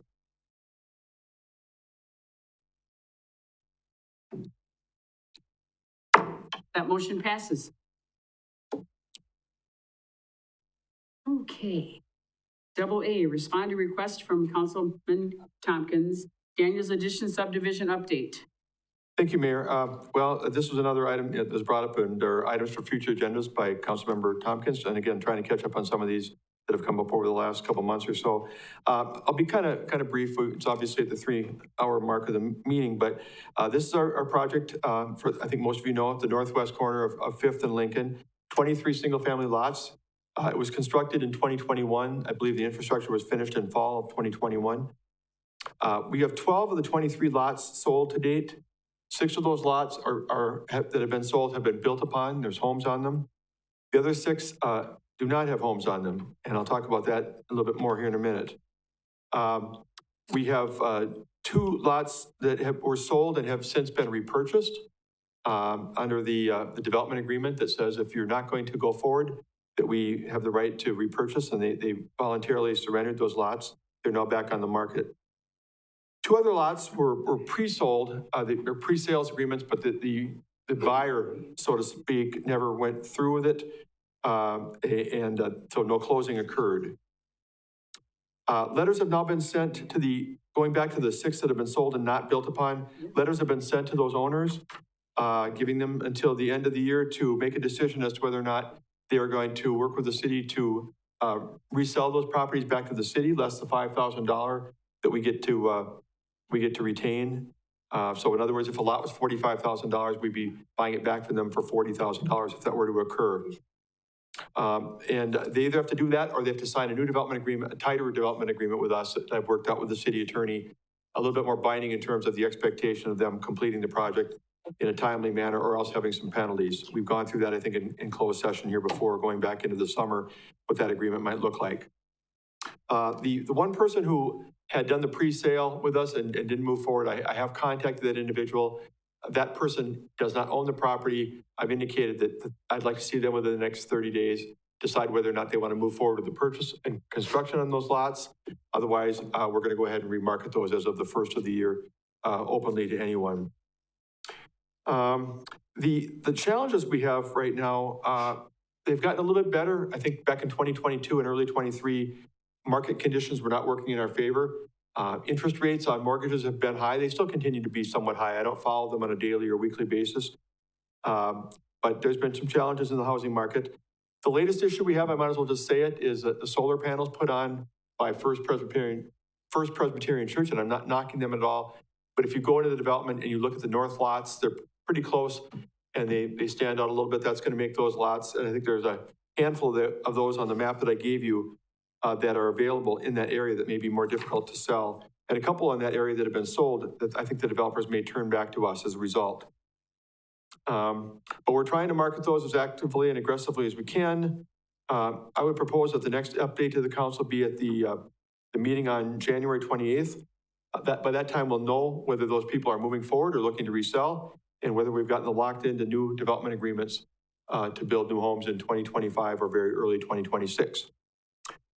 With that, I would take any questions. Seeing no questions, we move on to item BB. Oh, I'm sorry, right under the wire, Alderman Fire. Oh, that was rude. Steve, can we get an answer to on these? And the first time I spotted that solar panel back, that's just ridiculous. If you're going to put a $600,000 house on that lot, do you want a solar panel on the back lot? Is there any way that we can put that the builder can put something up like a fence? I suppose you can't put height up because they draw all the sun from that. That's right. And the problem we have is that solar is protected by state law rather heavily. That's what I thought. Not only can they not put up a higher fence, which of course would require a variance or conditional use permit, but even the type of trees you can put up have to be only certain varieties. They cannot substantially block the sun. And it's really tilted toward the solar industry. And again, I'm not complaining, but that is going to make it a little bit more difficult to market those properties. The follow-up, how did we end up with those solar panels on that property? Did it go through us at all? How did they get the permits? Well, it didn't require a lot of approval from us. I think it required a building permit, but in terms of zoning, I have to say, the church was very good to work with. Initially, their plans, when they called us in to meet with them, showed those being almost on the property line. And they agreed to move them back quite a bit. In fact, they put them so close to the parking lot that they might have a problem, in my opinion, even with snow removal and snow storage. But the fact of the matter is, it's still close enough to the Daniels addition to where they stand out. I mean, they're 14 feet. They're angled, so they're not 14 feet in height from the ground, but they're noticeable. And like I said, I'll say it one more time, not complaining about the church. They did what they felt was appropriate, and I get that, but they will be more difficult to market. And now we're competing against the Denyon Homes project too. So that may make it a little bit harder as well, but we're going to keep trying to get those sold. And there's other ones if you look at that map, there are still other ones that are south of that area on the south end of the development and the east end along Lincoln that we're hoping to be able to sell and get construction on. Any other comments or questions for Steve on item AA? Seeing none, BB, suggested items for further agendas. Seeing none, adjourn to closed session under Wisconsin Statute Chapter 19.851E, deliberating or negotiating the purchasing of public properties, the investing of public funds, or conducting other specified public business whenever competitive or bargaining reasons require a closed session. Development agreement for project located in TIF District Number 12. Motion by Alderman Giles, second by Alderman Varsho to go into closed session. Please vote. We are in closed session. Mike, you're funny.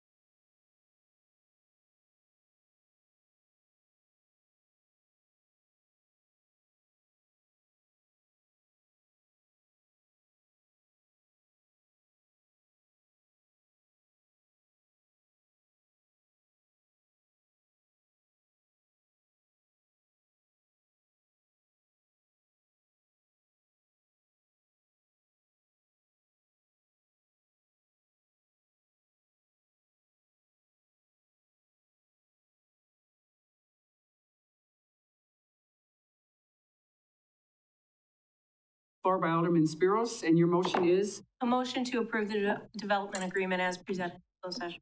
And Alderman Giles, you second that motion? Yes. Any other discussion? Seeing none, please vote. That motion passes. And who would like to adjourn the meeting with a motion that Alderman Varsho, second by Alderman Spiros? Please vote to adjourn the meeting.